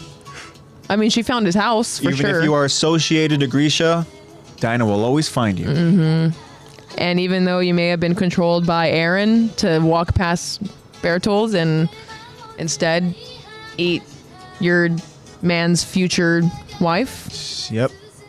It's just revenge or something. poetic. I don't know. It's just like, it's weird, You guys have the gist of what's going on. You guys know. You guys have seen it. You guys are going to know you guys already know what happens here. It's the beauty of it, But we love to talk about it.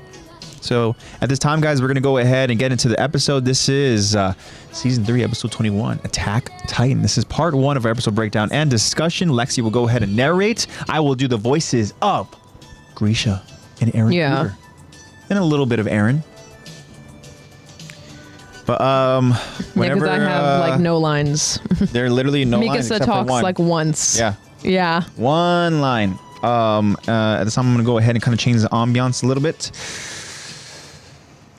Do something more like this. We went from J-pop to just... Narrator the Lex. There you go. It is. Thank you, SB. Yeah. Just give me my intro. All right. So without further ado, guys, we're going to go ahead and bring this episode to life with our voices. So whenever you're ready, Or at least try. try. Okay.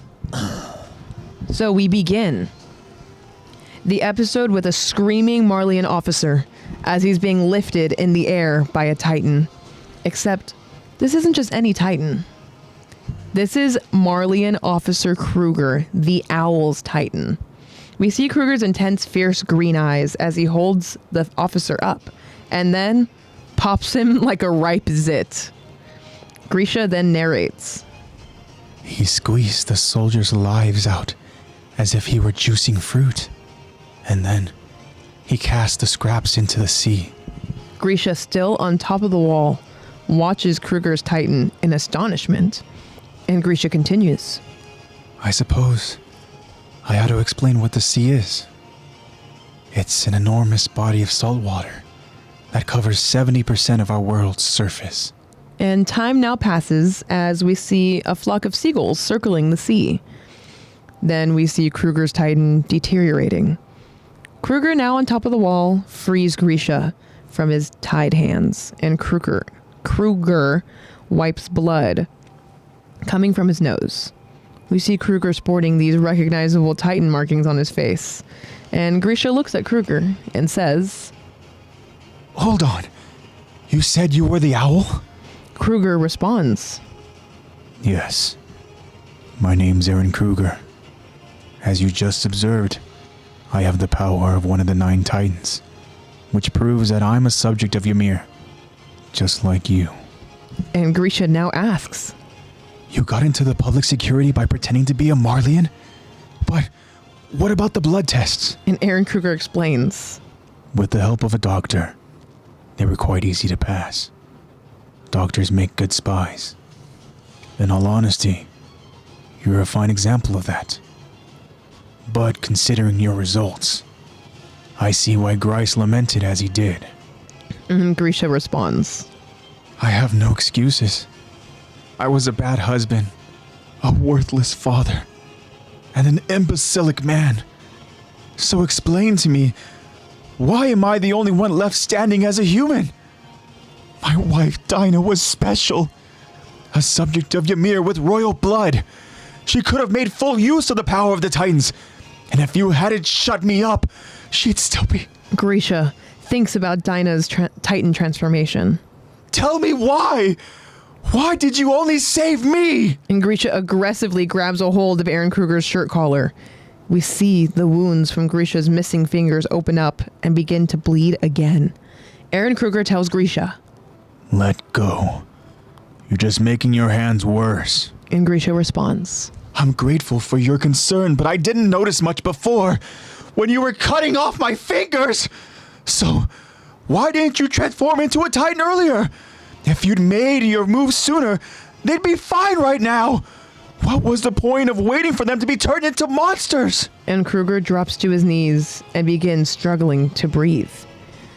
Grisha attends to Kruger and asks him, What's wrong? Why do you look so pale? We notice Kruger's nose beginning to bleed again. And an exhausted Kruger tells Grisha, It wasn't only your comrades. I've severed thousands of fingers from fellow subjects of Ymir. I've created countless Titans from men, women, and children. All the while telling myself it was for Eldia. I'm sorry, Grisha. Time is short. I'm entrusting you with one last task. There is no one else I can trust to see it through. and Grisha stares at Aaron Kruger as he awaits his final task.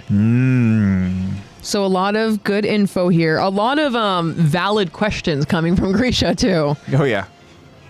Well, Grisha's going to have, like, hella questions right now Yeah. because, one, as he describes, Everything just got flipped upside down. he's literally the only living human on top of this wall. Probably literally, he's the only living human there at this moment because, I mean, Aaron Kruger decided to go ahead and just, you know, pop these people. Yeah. You know? Yeah, literally just squish him.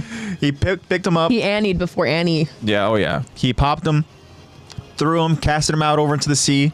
But what's interesting is that when Grisha explains the sea, because he goes, well, I guess I ought to explain what the sea is. Yeah. Like, that's, again, further indication in my mind that he's literally talking laying this out, to- information out to his son. Yeah.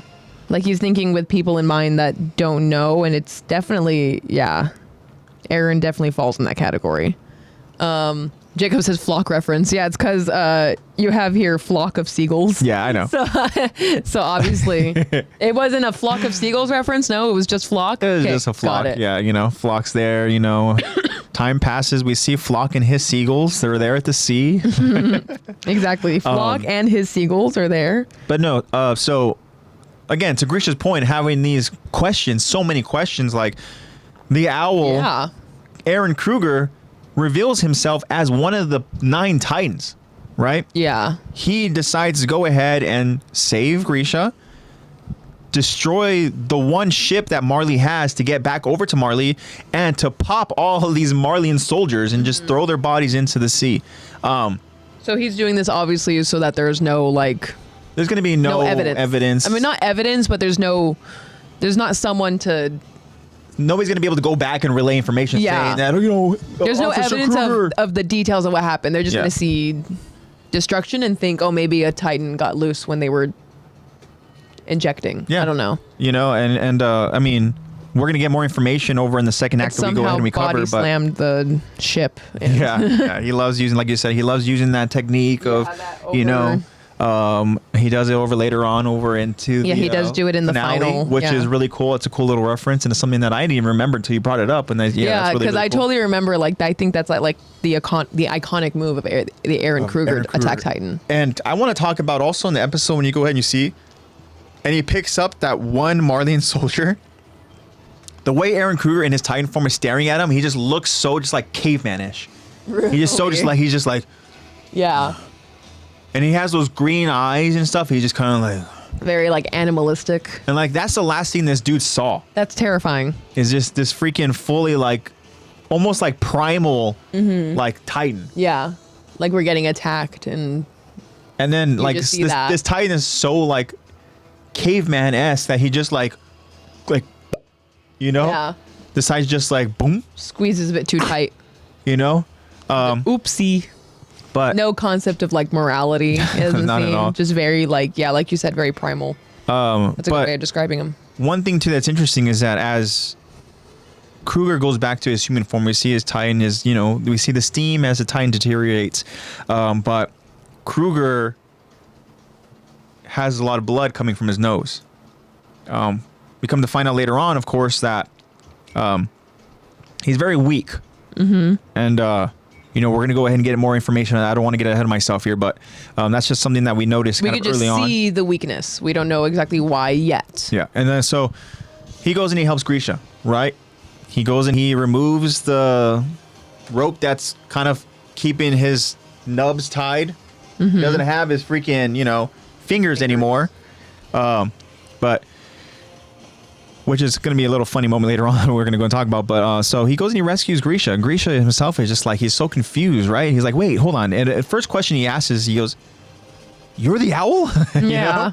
know? Like, I mean, he huh. saw like, okay, yeah, you are the Titan. I saw it, but you also say that you're the owl. Like the owl was this whole kind of like this That's the reason for like the torture. this almost essence, this crazy like shadowy figure that relays all this information to the restorationists, that he even describes like, we are following the orders of somebody that nobody has ever even witnessed. And here he is right in front of Grisha's face. And it's like, so we had of course blind he's gonna be like, loyalty to this guy. "You're the owl?"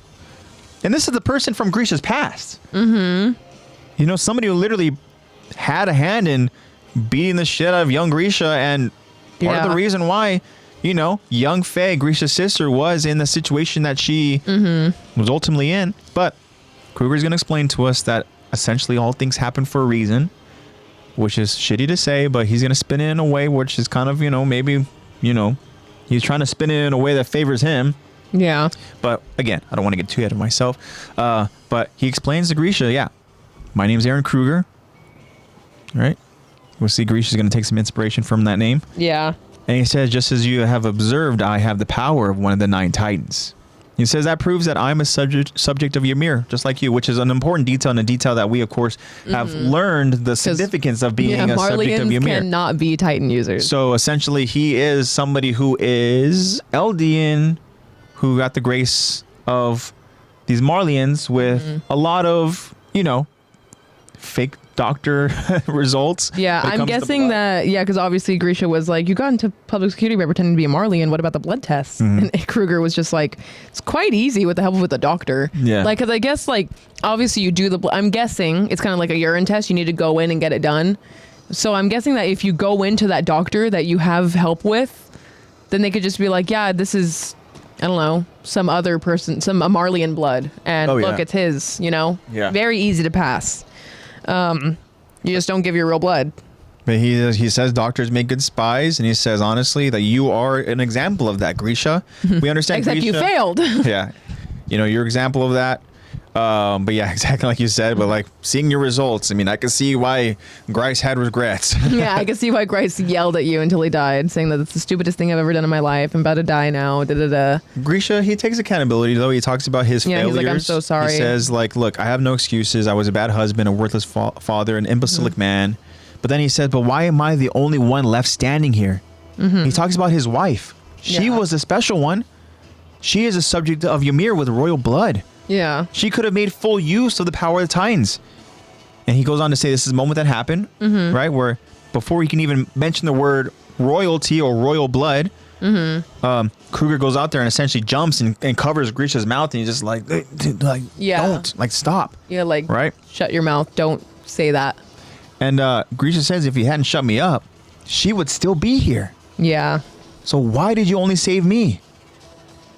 And like Grisha's point is getting so like hostile. And what was the point of impatient. waiting for them to get turned into monsters? Yeah, and then so like he goes out there and he literally tries to grab onto, Yeah, trying to grab onto his shirt collar and like, be very aggressive with him, but he's basically grabbing onto him like this because he doesn't have fingers. He doesn't have fingers anymore. Trying what he can. And then this is the funny part here. Which is making him bleed. Kruger tells Grisha, you're making your hands worse. And Grisha says, this is funny. This is funny coming from the guy who chopped off my fingers. I know, like, yeah, you're the one that chopped them off. And it's because they wanted me to tell them who the owl was. And you were sitting right there. Exactly. You were chopping them off.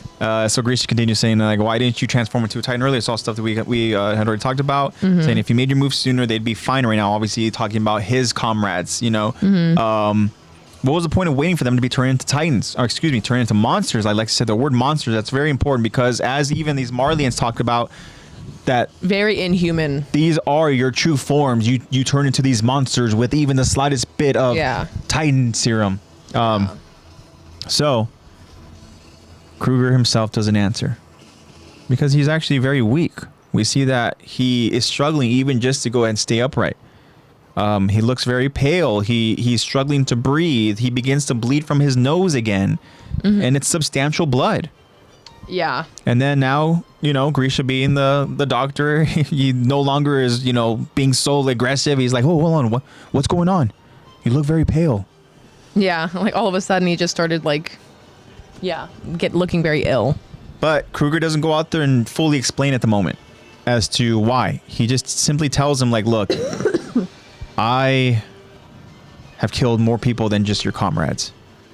I've gone on to sentence other fellow subjects of Ymir essentially to their deaths.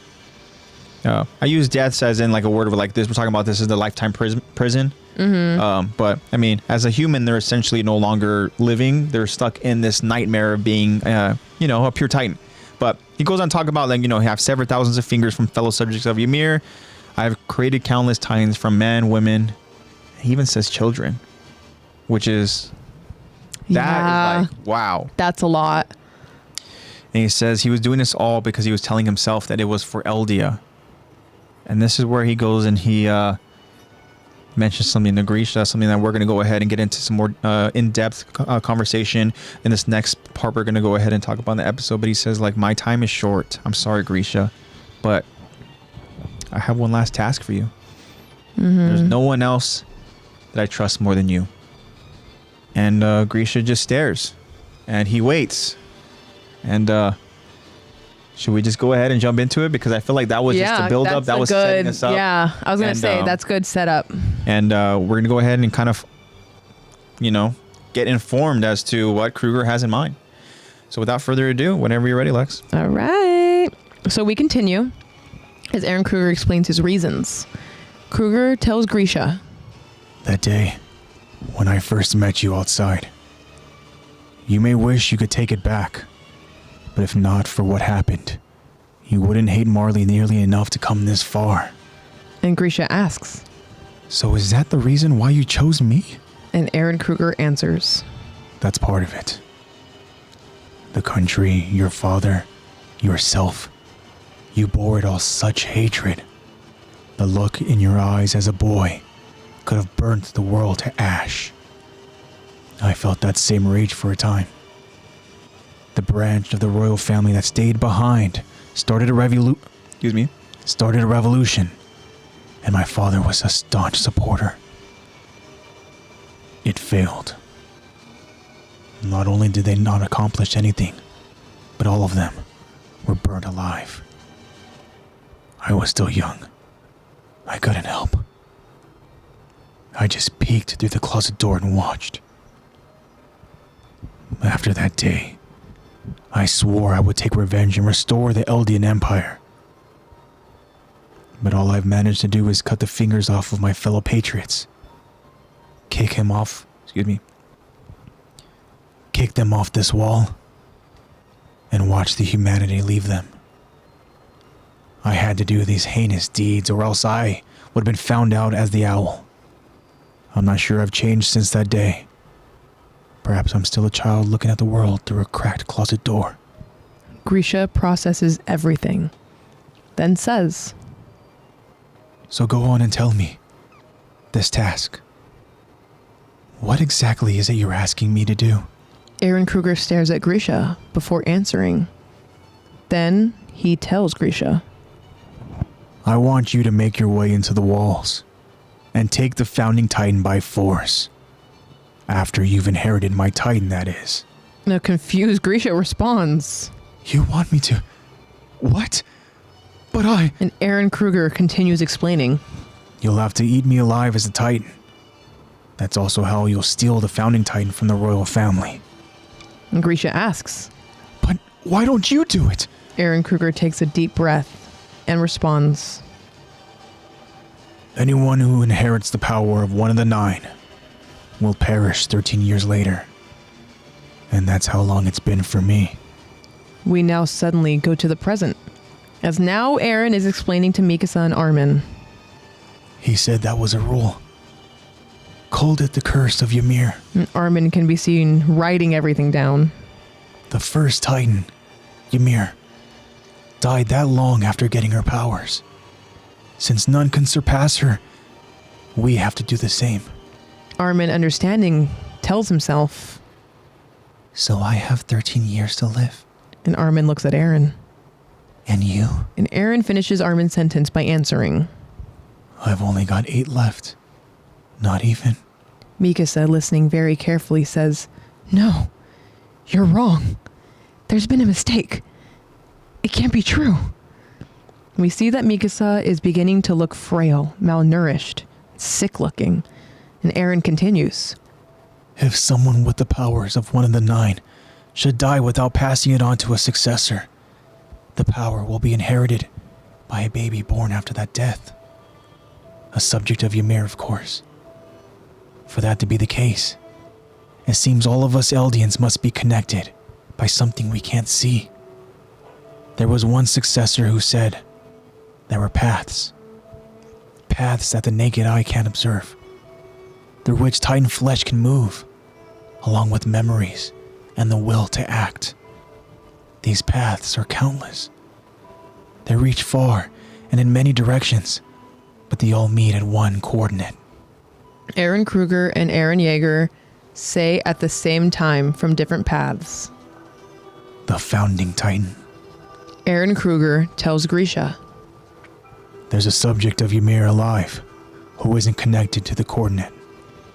And Grisha asks another question. Speaking of Ymir, who do you think she really was? And Kruger answers, To the Marleyan state, she's the devil's pawn. But to the Eldian Empire, she was a miracle of God. There are those who believe that she touched the source of all life. And who am I to say that they're wrong? The sole truth of this world, I found, is that there is no truth. Any of us can become a god or a devil. All it takes is for people to believe it. And Grisha tells Kruger, You're the one who sent us Dinah, claiming she was of royal blood. Was that a truth or your creation? Kruger answers, Unfortunately, Dinah's royal heritage was objectively real. An upset Grisha now asks. Then why'd you let them turn her? And Kruger responds. That'd be because she had royal blood. I couldn't risk letting the Marleyans get her. She had to go before Zeke could tell Marley more. An upset Grisha continues. Even so. And Kruger questions. Even so? The enemy would have forced Dinah to bear their children for the rest of her miserable life. Would that have been better? I didn't save our comrades because they couldn't reach the walls alive. Only one of the 9 can make it past all those mindless titans. I've done my duty. Now do yours. Grisha thinks and then responds. To be perfectly honest, I don't think I'm fit for the job. An impatient Kruger tells Grisha. You're going to do it. And Grisha tells Kruger. Look at the sergeant. He was eaten alive by a titan. And afterward, you asked me if watching that was interesting. Well, that's not the word I'd have used. Each moment I spent listening to his screams was unbearable. I didn't know what I was doing. If I had realized that this was the price of freedom, I wouldn't have paid. Kruger stands to his feet and orders Grisha. Stand. Fight. If you want to restore freedom and dignity to Eldia, then stand. A weak Grisha tells Kruger. I can't. And Kruger hands something to Grisha. I brought this from your home. Look at it. And Grisha closes his eyes. No, I can't. And Kruger tells Grisha. So you can't fight, or stand, or even look. What's wrong with you? Marley cut your balls off? A defeated Grisha tells Kruger. There's no point in trying to make me remember my old hatred. Everything is gone now, except my sins. Kruger tells Grisha. Those are all you need. The main reason I chose you was because of that day. Because you went beyond the walls. If you hadn't taken your sister's hand and run past the gate that day, you would have ended up running your father's clinic. And your sister might be married by now. She might have even had children. But you'll never know what she would have become. Ever since you tread forbidden ground and took her with you, ever since the day I first kicked a patriot off of this wall, we've known that we'd have to keep fighting to pay for our sins. Even in death. Even after. Grisha looks at the item Kruger took from his home. And it's the photograph of him, Dinah, and Zeke. Grisha becomes emotional, fighting back tears, and Kruger tells him, That's right. You chose to start this story. Grisha grabs onto the photograph of his family and stands up to his feet. And Kruger continues. Each of the 9 titans has a name to describe it, and that includes the one you're about to inherit from me. Throughout history, this titan has marched in the vanguard. It has ever pushed forward seeking freedom, and for freedom's sake, it fights. Therefore, Aaron finishes the sentence by telling Armin and Mikasa, it's called the AttackOnTitan. To be continued. Damn. Lots of info here. Yeah, I would be... Yeah, obviously, if you're Grisha and you're getting all this information, I would also be like, I don't think I can do that. That's a lot of information so fast. I just lost everything I know, and are you sure? Yeah. This was one of those episodes where there's so much happening in this scene just between 2 people. But what's there was a good portion there where I was like, Kruger responds. I know. Grisha answers. Yeah, it's a little Grisha back and says. forth. Yeah. But it was still good. The attack, I'm fangirling so much. Suspense, good place to stop. Yeah, AJ's really good at that. Really good at stopping at a good suspenseful part. In the Japanese dub, it comes full circle when he says it's the AttackOnTitan. Yeah. Oh, cool. And what's really cool about this is that I mentioned it's not as simple as two individuals having this conversation. Yeah, there's like a Because whole... Eren himself, Eren Yeager, is like living this memory in real time. And it seems like he's also like explaining it to... Well, we'll get more on that, but saying some of the stuff out loud. So it's like a full-on experience, but it's like that set memory, but it's... Yeah, it's really weird to describe. The memories are really weird to describe. So let's start right from the beginning of this portion here. Because again, this is a lot. But this is what I meant by like certain things had to play out. Because Kruger like himself, everything happens for a reason type. Kruger tells Grisha that day when I first met you, you may wish that you can go ahead and take all of that back. But if not for what happened, you wouldn't hate Marley nearly enough. And what he means by that is essentially like everything that you've gone through, everything that's happened in your life thus far is because of your hatred for Marley. And Grisha has gone on to, we've seen, become this embodiment of leadership in the direction of trying to, I guess, to go ahead and put it plainly, get revenge on Marley. Yeah, pretty much. Yeah. Like they try to sugarcoat it in saying that they want to go ahead and restore Eldia. They want to go ahead and, you know, do this and that. But reality, like, Grisha has been kind of motivated and steered in the direction of becoming this leader because of his hatred towards the Marleyans. And how can you not? There's a whole bunch of other variables, which somehow Kruger knows all of them. But he talks about like, yeah, it's the country, your father, yourself, like the look in your eyes as a boy could have burnt the world to ash. I really like that line. That's really cool because who else has that look in their eye as a young boy that could have burnt the world to ash? Exactly. Another Eren that we know. Eren. But like father, like son. He's got his father's eyes. Exactly. But he talks about how Kruger now kind of talks about his journey. He reflects on, because the reason why he goes out there and he really kind of has chosen Grisha is because he sees a lot of similarities. They both had that, as Kruger says, they both had that rage inside them. Yeah, definitely. He's so cool.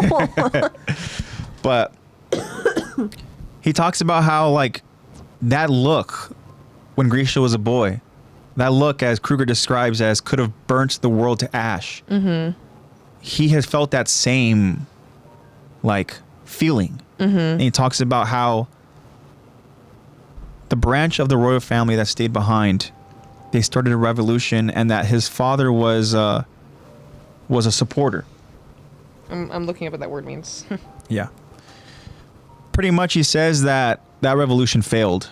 And he says not only did they accomplish nothing. What is the definition of staunch? A staunch supporter is someone who is very loyal to a person, organization, or set of beliefs and supports them very strongly. Okay, so this was a very loyal individual, and he's describing his father here. Was that this revolution created by the royal family, his father was a loyal supporter who stuck by the side of the royal family. And at this point, we also were aware that we're made aware that Kruger isn't Marleyan. He himself and his family are, they're Eldians. So they're fighting for this cause here. But, well, he says that literally it accomplished nothing and they were all burnt alive. Now, when you watch the episode and you see this scene, it's very disturbing because you see like there's like these three Marleyan like soldiers who are just laughing at these bodies being the demise alive. of some humans, but they didn't see them as human, obviously. And what makes it even more disturbing is that Kruger, as a young boy, is literally witnessing this happen, as he himself says that he witnessed this because he was peeking through a closet door. And but I don't think that they even would have it doesn't seem like any of the massacre in Marley is censored. It seems like it's encouraged. Yeah. It doesn't look censored at all. Like, I think they would purposely have a spectacle to let's show them a lesson. Let's some kind of effect. Like, we're going to do this outlandish torture to show, like, 1, Marlians, this is how we are supposed to treat Eldians, and 2, Eldians, be afraid. Remember, Sergeant Major Gross said that, you want to know why I murdered your sister? It was a lesson. Yeah. It was to teach my men. Yeah. And like you said, it could just be the matter of like, you know, this is the history. This is what we got to teach them. This blah, is blah, what's right. And furthering like putting in that propaganda by actually doing these heinous acts and showing that this is normal. This is right. This is justice. And then Kruger says that, look, he was young. He couldn't help. He was witnessing this. But after that day, he swore that he would take revenge and restore the Eldian Empire. Mm-hmm. But then this is where now he laments and he gets that.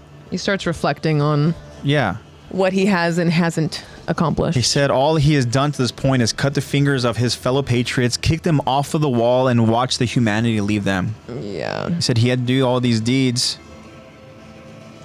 because if not, they would have found out that he was the owl. Yeah. He says that, and again, this is all through reflection, that he's not sure that he's changed and that perhaps he's still that child that is looking at the world through this cracked closet door. Mm-hmm. And this is a guy who has gone on to see, experience, do some pretty crazy things, because we come to find out this guy has lived an entire 13 years as a Titan. Yeah. As a Titan warrior. Like, he's had to go ahead and do a lot of crazy shit. Find out how he gets his Titan ability? No. We never find out how, right? Yeah, we don't know. We don't know what comes before. No, I don't know what comes before Kruger. We don't know what comes before Saber. Yeah. We don't know what comes before. Yeah. I mean, other than, you know, Ymir, but that's about it. There's a whole timeline somewhere out there, but all we know is what Eren was a part of. Yeah, unless he was a part of literally all of it, and we just haven't seen all of it. But at this point, after kind of sympathizing with Grisha now, his whole demeanor has changed, and he says, like, all right, tell me this task. What exactly is it that you want me to do? And Kruger just point blank, bluntly tells him, I want you to go make your way into the walls and take the Founding Titan by force. Yeah, this is your task. After you've, of course, inherited my Titan. Which, okay, Grisha just literally saw you reveal yourself to be one of the 9. Now you're going to go ahead and pass this down to me? Yeah. Like, well, hold on. What are we talking about here? It's like, here? dude, I just found out about all of it. Like, literally, my wife just turned into a Titan in front of me. All these people are dying. I am the only one left in this vicinity.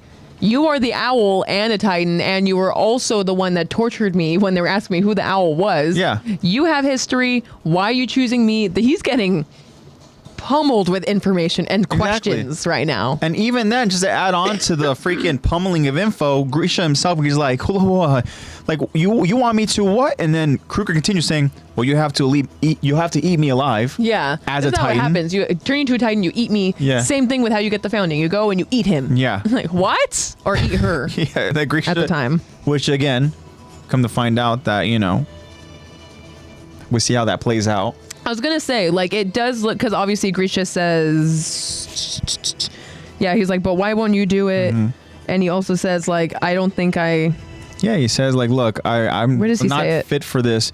Yeah, we'll have to try to find it too, but... Dang. Yeah, he says, But he does say that something along the lines where he doesn't feel like he's fit for this role, for this job. Like, he doesn't feel like he should be the one chosen. And you can see that too when we go back in season 4. This is so weird. We go back in season 4. To be perfectly honest, I don't think I'm fit for the job. Yeah. So and then Kruger, you're going to do it. Yeah, well, you're going to do it. Doesn't matter if you think you're fit, you're going to do it. Yeah. But anyways, you can see that when we go back into the past in future episodes in season 4. Timelines are always all screwed up, but you can see when Grisha goes to get the Founding Titan, when we see it, when we eventually see it, he doesn't want to do it. Oh, like, yeah, you can tell he still doesn't believe that he's fit for the role. He's still doing it, but he's like, I don't know how. And then obviously that's when we get that big, spoiler alert, we get that big, like, plot drop that Eren has been there the whole time, and he's essentially manipulating his father and pressuring him to, you're going to eat Frida. You're going to eat that woman and kill all the family. You're going to do that. And if I remember correctly, too, in that moment, Aaron's bullying Grisha. This is just a story of Aaron's bullying this man. I think that Grisha, even to your point, when he first goes into, that underground chapel, he tries to literally plead and beg the royal family to do something because he doesn't want to go through what he knows he has to do. Yeah. He tells them, please, you guys need to do something, please. Right? Again, at this point here, he's trying to go ahead and have others, go ahead and do I feel like I'm whatever. not fit for this amount of responsibility. Can you please, I'm trying to I need you guys to go ahead and do this. all of this that I have to do. But then, like you said, as soon as he goes out there and he walks out, he has Aaron go out there and give him that moment of just like... Yeah, you ever gotten manipulated by your son in the past? Matter of fact, Jacob says... Or after he's born? Aaron, bully me, please. Oh, God. But Grisha doesn't want to do it. Yeah. And then, it's fair to see. And you could see that feeling does linger on for a while because we do see eventually. Yeah. He asks Kruger, why don't you do it? And Kruger explains... Anybody who inherits the power of the Nine will perish 13 years later. And that's where he's at. Because that's how long Ymir lived. None can surpass her. Yeah. That gives us our explanation as to why he's so just Like weak frail. looking and frail, and he's looking very pale. Yeah, after that one transformation, given he did do a lot, he did a massacre. Yeah. But yeah, doesn't feel very good, obviously. He comes out and his nose is bleeding. He's very pale, so obviously there's aging happens. There's we have talked about this before where it's like a very fast aging process when you're a Titan because of the 13 years. So you're aging twice, 3 times, 5 times as fast. That makes sense, would. literally. I mean, if you think about the amount of years just multiplying by double, then, or at least, by, adding on to the, I don't know, it's just... Yeah, aging is sped up, and they just sick. for sure die at that 13. The only other example that we've had, we've seen where somebody has lived on to go ahead and the entire... There you go, call your phone. Is Udi. Is Udi, who looked very He old. looked so old. And we can only imagine because he looked like an elderly Armin. That's what he looked like. I think that because he is the founding Titan, that probably the body has been put through more wear and tear than, let's say the Attack Titan. Yeah, that's also an interesting point too. Do we think some of the Titans age worse than others? I mean, is it Udi looked pretty old. He looked really old. He did. And at least here, Kruger, looks like a guy who's probably, he doesn't look substantially old, especially in comparison to where we see him where he was in the past. Yeah, exactly. He just he has the wrinkles and stuff. Yeah, he got a bit of wrinkles. His hair isn't totally gray like Udi's was. So, yeah, because seeing Udi at the end of his 13 years versus Kruger at the end of his 13 years, Kruger looks like 15 years younger. Yeah. 20 years younger, maybe. But so he explains that look, he doesn't have anything left. He's exhausted his Titan abilities, and then that's when we now go to Odo looks older. No, Odo looks older. He looks much older than. He only looks like 5 years away from Kruger. Like Udi's got him, but yeah, he looks like he's pretty close in age to Kruger. But I'm accidentally typing. Oh, there you go. I just started ad-libbing, my bad. So then we go ahead and we get to now the present time as Aaron Yeager is explaining to Mikasa and Armin, and we get a moment where Armin, being very insightful, being, wanting to go ahead. This is valuable information. Exactly. He's writing down everything over on a sheet of paper, which we can only assume he would go out there and probably relay this information to Hanji, who is now the new commander of the scouts. Someone that would use this knowledge for further research, put more pieces together, and an ally, obviously. So Hanji would be a really good pick. And so Aaron goes on to say, he said that was the rule. The rule is called the Curse of Ymir. Says Ymir died, right, that long, 13 years after getting her powers. And since no one can surpass her, we all have to go ahead and essentially suffer the same fate. And so now Armin, being this new Titan user, says, so I have 13 years to live. Right? And then realizes, that's gotta be Eren. That's got to be kind of a tough pill to swallow. Said I look younger than Odo. Yeah. Yeah. Odo is one of those characters. They're just there for the comedic effect for sure. Yeah, he just looks really old. He's 19, but he looks so old. But yeah, 8 years, if that, for Eren, he says. And then obviously Mikasa not even being able to bear the idea of Eren leaving. Yep. It's like, you're wrong. There's been a mistake. It can't be true. Okay, and then it looks like Mikasa looks like she's on the towards the end of her. I know. Her reign here, because she starts looking malnourished and sick. She's looking a little thinner. It's probably because, obviously in the jail cell insubordination, she's totally just making sure Eren's okay. Yeah. Not probably losing sleep over it. Anytime Eren wakes up, I had a dream. She immediately will wake up with her bedhead. Or even just the news of like, I only have 8 years left, could have even triggered more of like a, oh God, I'm feeling lightheaded, Yeah, exactly. The headaches, the headaches. Yeah. But then Eren continues saying, like, he gets into further explanation, saying that, like, he uses some very interesting wording in his information. This is something I want to go ahead and kind of talk about. Yeah. Same. If someone with the powers of one of the 9 should die without passing it on to his successor, the power will be inherited by a baby born after that death. So, baby Titan warrior. Yeah. And then he says the subject of Ymir, but then when do those 13 years start? I know. Well, I guess they only live to be 13. What the heck? But he says, like puberty, like from puberty on. He says, it seems all of us Eldians must be connected by something that we can't see. Now we're getting to some interesting conversation here. It says there was one successor, one unnamed successor, who said that there were paths that the naked eye can't be connected to, or can't observe, through which Titan flesh can move, along with memories and the will to act. The paths are countless. They reach far in many directions, but they all meet in one coordinate. Now, I cannot help but think that the person, this successor, the one who said that there were paths, anybody feeding information, I can't help but think about this as Eren. Yeah, it's got to be. Like, especially because also they all meet at one coordinate. Eren was referred to as the coordinate, and the paths are the paths.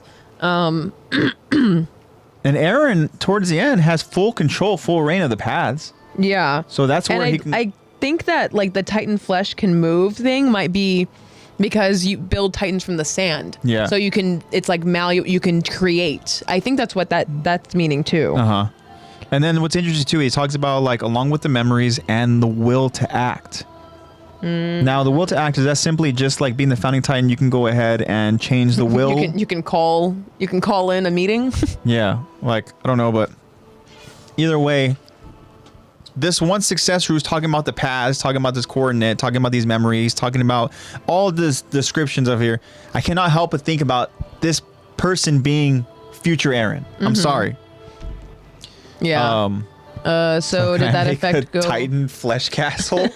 Wouldn't that be weird? You just build a castle and it's just somehow like somebody, it turns into somebody over in like the actual like parody, whatever, the island or whatever, wherever they're at, becomes that form. Yeah, they just become a structure. Yeah. Oh, okay. So did that effect go away after Eren died? Armin has a normal life. Yeah. Yeah, the 13-year curse after Eren dies and Ymir is basically freed. Yep. Yeah, the 13 years is no longer a thing. There's no more Titan users, no more Titan powers. So yeah, then we did see it at the end. Old Armin going to pay respects to his fallen friends, and Eren. Yeah, he was Mikasa. the last to live, huh? Yeah. Yeah, Mikasa, or obviously Eren, obviously Eren died before them, and then Mikasa.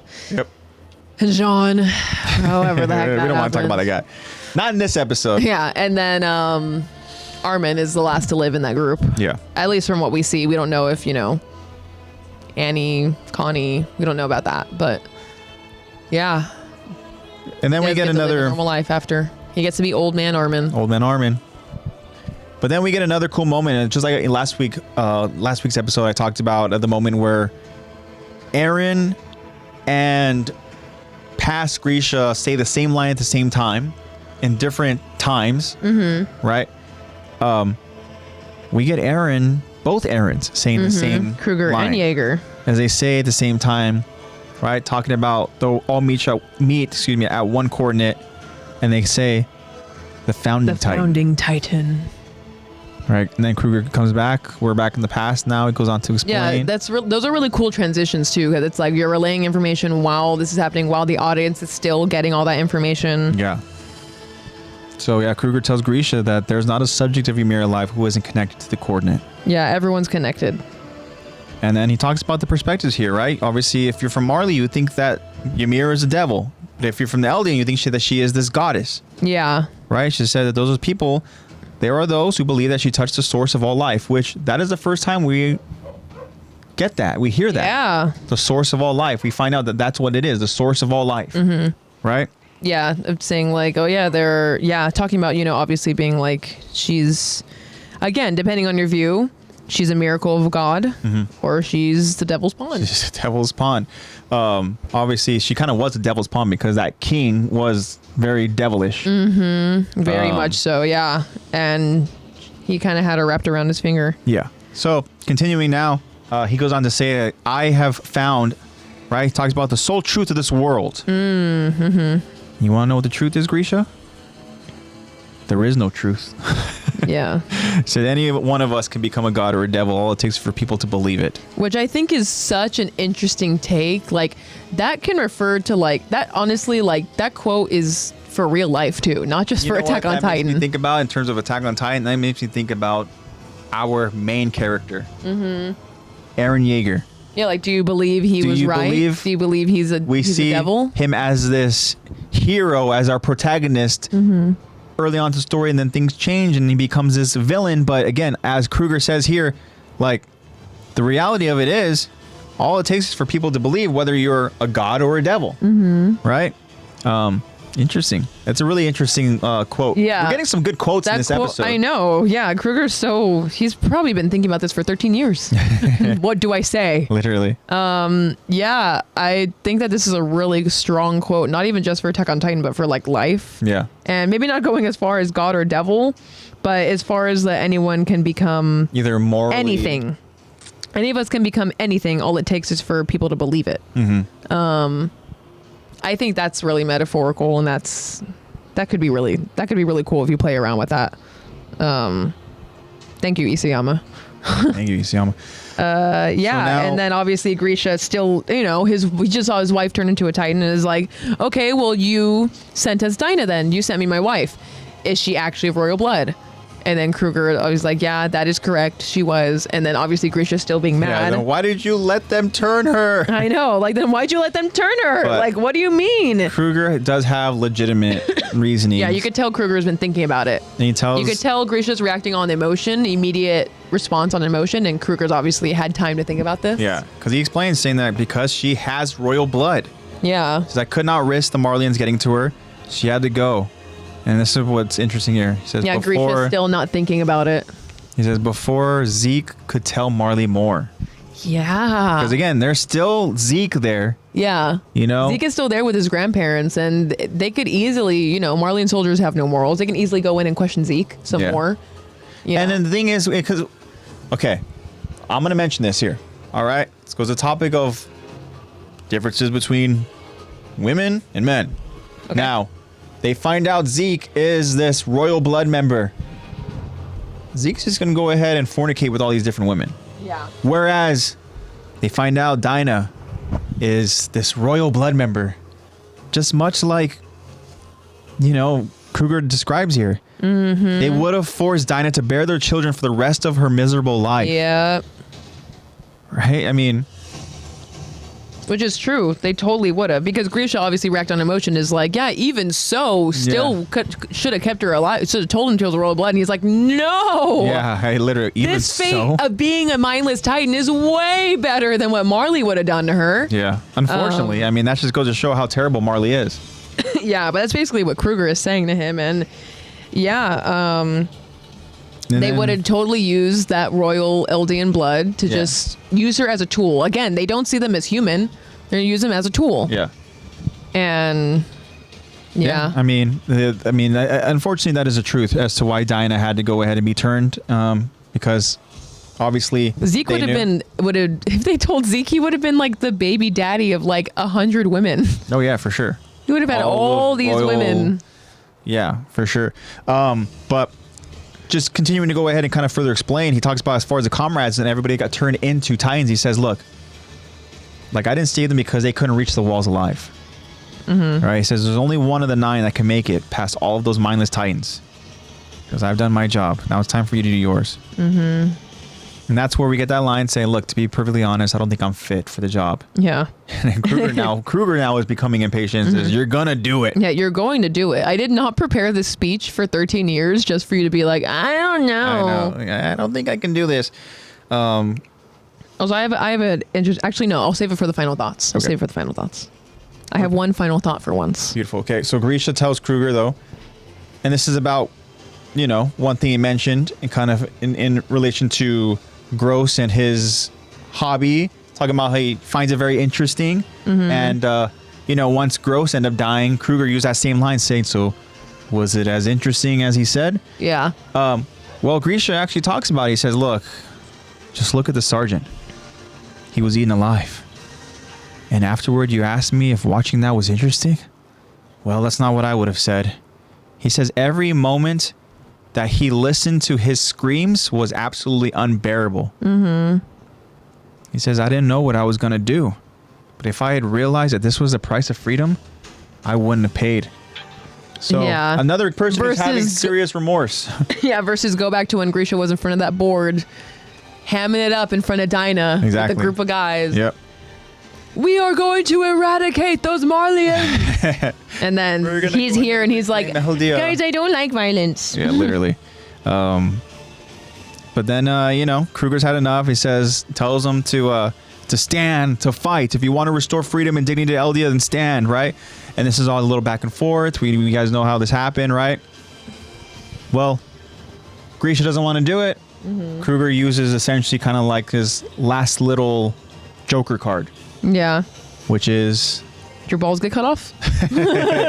He tries to go to that extent, yeah. He does the Back to the Future, what are you, chicken? Yeah, type basically. stuff, right? But it doesn't taunting work. him. It doesn't work. Maybe I can bully him into doing my tasks, So doing my life's work. his last little Joker card is, of course, the photograph. The photograph that, the scouts ultimately end up finding over in their venture over to the cellar. It is that's when they get the reveal, and I should say they get the knowledge of really what's beyond, right? That there's more. And, Grisha, of course, is still being very hesitant. Yeah. He's just feeling super remorseful, a lot of regretful. He's just feeling very He feels like he's lost everything. self-deprecating a lot. He says, essentially, there's no reason for me to continue on. He says, everything is gone. Like, everything except for my sins. And that's where Kruger's like, oh, this is what I can do. This is where I'll get him. That's all you need. Because that's all you need. He goes, the main reason I chose you is because of that day, because you went beyond the walls. Right? He talks about if you hadn't taken your sister's hand and run past that I don't gate. know why he goes to that. He talks about what you're about to say. I know. But because you could tell Grisha's already feeling remorseful inside. You don't need to hammer this in. This is just like but the knife's in the back. And he's just twisting that knife, digging a little deeper. yeah. He's trying to make him feel that hatred again. Yeah, he's trying. So he's telling him, like, look. Yeah, go ahead and continue. He goes, if you hadn't taken your sister's hand, run past the gate, you would have ended up just running your father's clinic. Your sister might have been married. Heck, she might have even had children. Yeah, why are you saying this to him right now? He's I literally know. like, he's a shell of a man right Literally. now. Says, And you're like, yeah, if you wouldn't have done that stupid thing that you did when you were little, your sister might have had a nice family right now with so much love. She would still be alive. exactly. You'd be running your father's clinic. But he says, you'll never know what she would have become. And he Yeah. says, ever since you tread forbidden ground and took her with you, ever since that day I first kicked a patriot off of this wall. Because we've known that we'd have to keep fighting to pay for our sins. So yeah, that way, he's trying to go ahead and spin it, circle back to, I've done bad shit too. Yeah. All right? Look, we both have to go ahead and live with ourselves, but we have to keep fighting. Because that's the only way we're going to go ahead and make up for our sins. Yeah. He says, even in death. And he says, even after. I think that's when I envision even after. I think about when it comes to Attack Titans, is that because they constantly are being like relived through memories. that's their way of continuing to live on. Yeah. Where it's like whoever inherits this Attack Titan, even after, they're going to go ahead and kind of continue to relive their sins, you know? I was thinking, actually, yeah, that's really good, because I was just thinking about like the paths, how Eren was able to bring all of the past Titans back. Yeah, that was a cool moment. For his fight. Uh-huh. And obviously against their will, like we saw that when Bertold was being used, like he was like, was he crying, or he just looked very remorseful? Looked like he just looked so being sad, tortured emotionally. Like it looks like torture, and paying for your sins. That's another way it could be of, kind of just explained. Or maybe it's both. They're just continually paying for their sins. But then Grisha looks at that photograph. Grisha becomes emotional, and he tells him, and this is Kruger, tells him, that's right. You chose to start this story. He's like, okay, now for the closer. I'm really selling it right now. He goes, all right, cool. And then Grisha grabs onto the photograph, stands to his feet. Kruger tells him, each of the 9, they have a name, right? Including the one you're about to inherit. He talks about how this Titan has marched in the vanguard. It has pushed forward, seeking freedom. We know how important freedom is to a certain Attack Titan. And he says, and for freedom's sake, it fights. Therefore... And the fact that Eren Yeager finishes the sentence, and if you watch the episode, go back and watch it. Yeah. Eren is almost like... He's like in the zone. He's like in the zone, but he's almost kind of like, I don't know, what's the word I'm trying to think of? He's like he's leaning back, and he's almost like... I can't think of the word. I think I kind of know where you're going for. It's almost like him talking about this is what the Attack Titan was originally for. It's almost like he's feeling that pride. Yeah, very prideful. Yeah. That's the word, yeah. Of that, like, yeah, I'm the Attack Titan. Yeah, I've always fought. I've always did it. Like, very prideful of it. Like, proud to be the Attack Titan. Yeah. And then so he finishes the sentence saying, yeah, it's called the Attack Titan. And how badass is that? Yeah. Man. And we get so many good quotes over in this episode. And we're going to continue getting... Kruger's spitting bars in this episode. Kruger is just going to continue to give us some incredible quotes. We know that from even just the Armin and Mikasa line. So, but Grisha has a new task now. We haven't gotten it yet. Just wait a second. Wait a little bit. But Grisha knows what he has to do now. Kruger himself has fulfilled his duty, and he has lived out his 13 years, and he can fight no longer. At least in this world. But we know the Titan now. It's called the Attack Titan. All right. So you had one more final thought, Lex? Oh my gosh, I did. Okay, so I was thinking, obviously, if they found out Zeke was of royal blood, they would use him to pretty much have a bunch of children, fornicate with a bunch of women. Obviously, they'd have to get a bunch of Eldian women, right? And that made me think, if an Eldian and a Marleyan had a kid, could that kid become a Titan? Yeah, I think so. Because they have some kind of Eldian anybody blood? Of Eldian blood, yeah. Okay, yeah. At least that's what I'm chalking it up to. I'm chalking it up to that. Yeah, if they have some kind of Eldian blood, okay. Yeah. I can get behind that. I think so, because, I mean, there has to be some sort of instances and examples of, like, Yeah, there's no way that they... Being a bastard child, you know? Being half and half. Like, there has to be some you sort hybrid. Of yeah, literally. Yeah, something like that. But yeah, I was thinking, like, we don't have any main characters, at least, that we know of. It already happened, Zeke. True. Oh yeah, true. Well, no, they're both Eldian. Grisha and Dinah are both Eldian. Oh yeah, they are both Eldian. They're both Eldian, right? You're right. Yeah, so it didn't happen with Zeke then. But it is, I see what you were thinking though, because Dinah is royal blood. Zeke is also like Marleyan, kind of like as the Tiber family. Yeah, honorary Marleyan, because he's a warrior. Eddie says Rhina.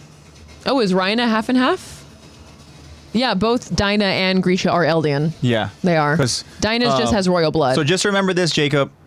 Eldian Empire is like the royal family. Mm-hmm. Right? So... Like Eldians are subjects of Ymir. Yeah. And Eldians are able to go ahead and turn into Titans, which is why the royal family has control of the Titans. So, yeah. But for Rhina, he is Eldian because he's able to transform into a Titan. I'm trying to think of... Does he have a Marleyan father or mother? It has to be the father.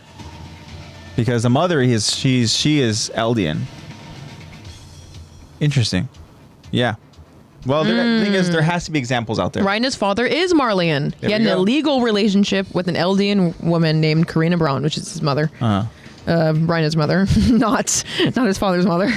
An estranged father of Rhina Braun. Yeah. Okay, you're right. Yeah, I didn't even know that, Eddie. I didn't even know that. There you go. Yeah, Rhina's dad is Marleyan, and okay, so that answered my question. A Marleyan and an Eldian child can still be a Titan user. But they're going to be considered Eldian because we understand that they also still very much look down on Rhina. Yes, for sure. Even though he is half Marleyan. Yeah, he's half Marleyan, but still. They'd be like, and even saying that like relationship was illegal, had an illegal relationship with Karina Braun. Oh gosh, that's just like you like anything interracial. Can you imagine over in Attack on Titan? super segregated. Like, yeah, there's. And yeah, like you can't do that. You can't do that. The relationship between, obviously Mikasa's family. I mean, Mikasa, she is an interracial. Yeah. Child. The father is an Ackerman who is of Marleyan, and then the mother is also Marleyan. I don't know. She comes from that I don't know, Asian... but she is Asian. Yeah. Which was seen as those precious Orientals or whatever those those sex traffickers were explaining them as.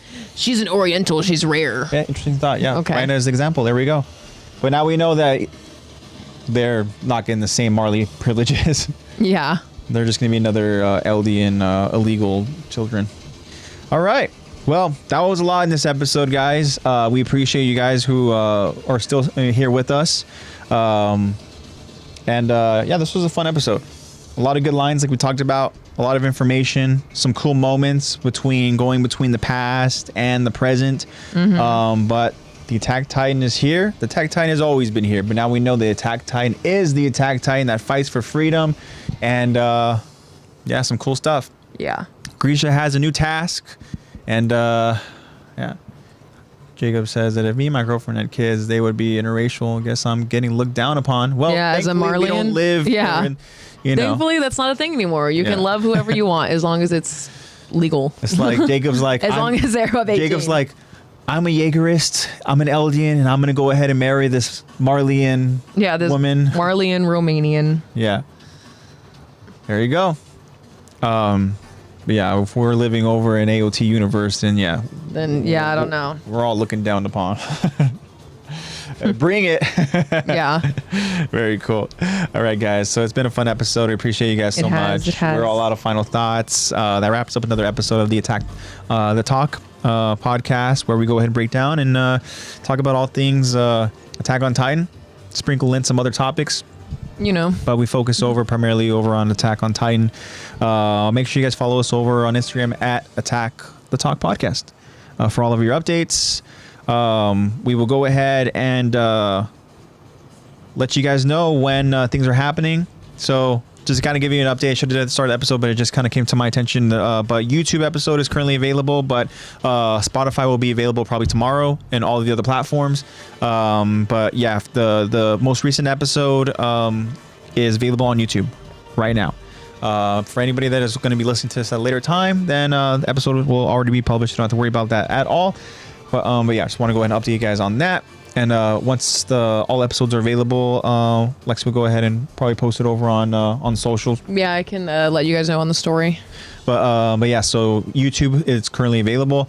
But yeah, guys, you guys get all of your updates over on Instagram. And also check out the Linktree. The Linktree has all the platforms that we are available on. And if you guys, of course, want to go ahead and catch us and see us live as we stream, of course, follow us over on Twitch. And as you follow us on Twitch, it'll, of course, update you guys, right? It updates you whenever we go live. Yeah, it does. So the notifications. The more friends, the better. We love going out there and chatting with our friends. And the community that we have created is just an absolute incredible community. I love you guys so much. And yeah, you guys make the podcast fun. I mean, just we talk about it every single week, guys. You guys are literally the heart and soul of the podcast. Yeah, you guys are the podcast. I want to make sure that you guys are the heart of the podcast, and you are. But the brains of the podcast. Shout out to Nate. NatePlaysBad. Yeah. We appreciate you so much, Nate. Nate had some issues with all the different software that we use, which is why the episode currently isn't available. But he was able to go ahead and fix all of that. So Nate, thank you so much again for all of your all the work and everything that you put into the podcast, and just making sure that everything is all good to go, everything is all edited up and stuff, And yeah, we appreciate you, Nate. And make sure you guys go ahead and support Nate. Check him out over on his different stuff on Twitch, YouTube, all that good stuff. His name is NatePlaysBad. So shout out to Nate. Thank you, Nate.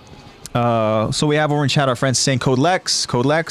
Yes, that's right. If you guys are looking for some merch, in that link tree, there's a link that'll take you to a Fandomion online store. Check out the Fandomion store. You guys can go ahead and see what they got available. There's a lot of different anime stuff for any of you guys that are binging anything anime related.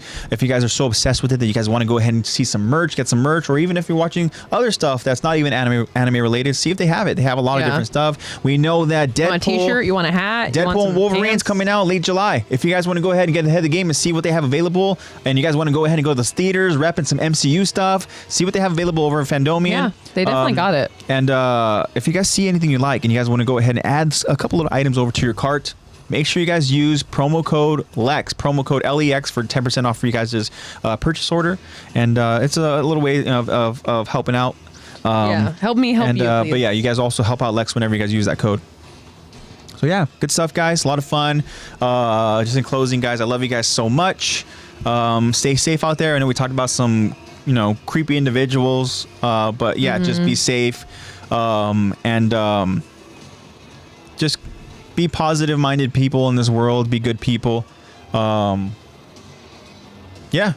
I hope that you guys have a great week, and I hope to see you guys back here with us next week when we talk about the next part of this episode. Yeah, we're gonna exciting. go ahead and get to some good stuff, and hopefully Zach will be back here with us again. Shout out to Zach, and we hope that Zach is having fun over at his camping trip. We hope that he got there safe with all of his buddies. So that's all I got for you guys. This is AJ saying I love you guys so much. We hey, we love. Spread the love and positivity. And I'll see you guys next week. All right, you got anything, Lex? Yeah, I'm just gonna say the way that the economy is right now, just in daily life, we live in a constant state of stress. So don't forget, bring those shoulders down, a little too tense. Bring those shoulders back. You're leaning forward a bit too much. Take that good deep breath in through your nose and out through your mouth. And just remember, no matter what, time is still going to pass. All right. Be safe this weekend.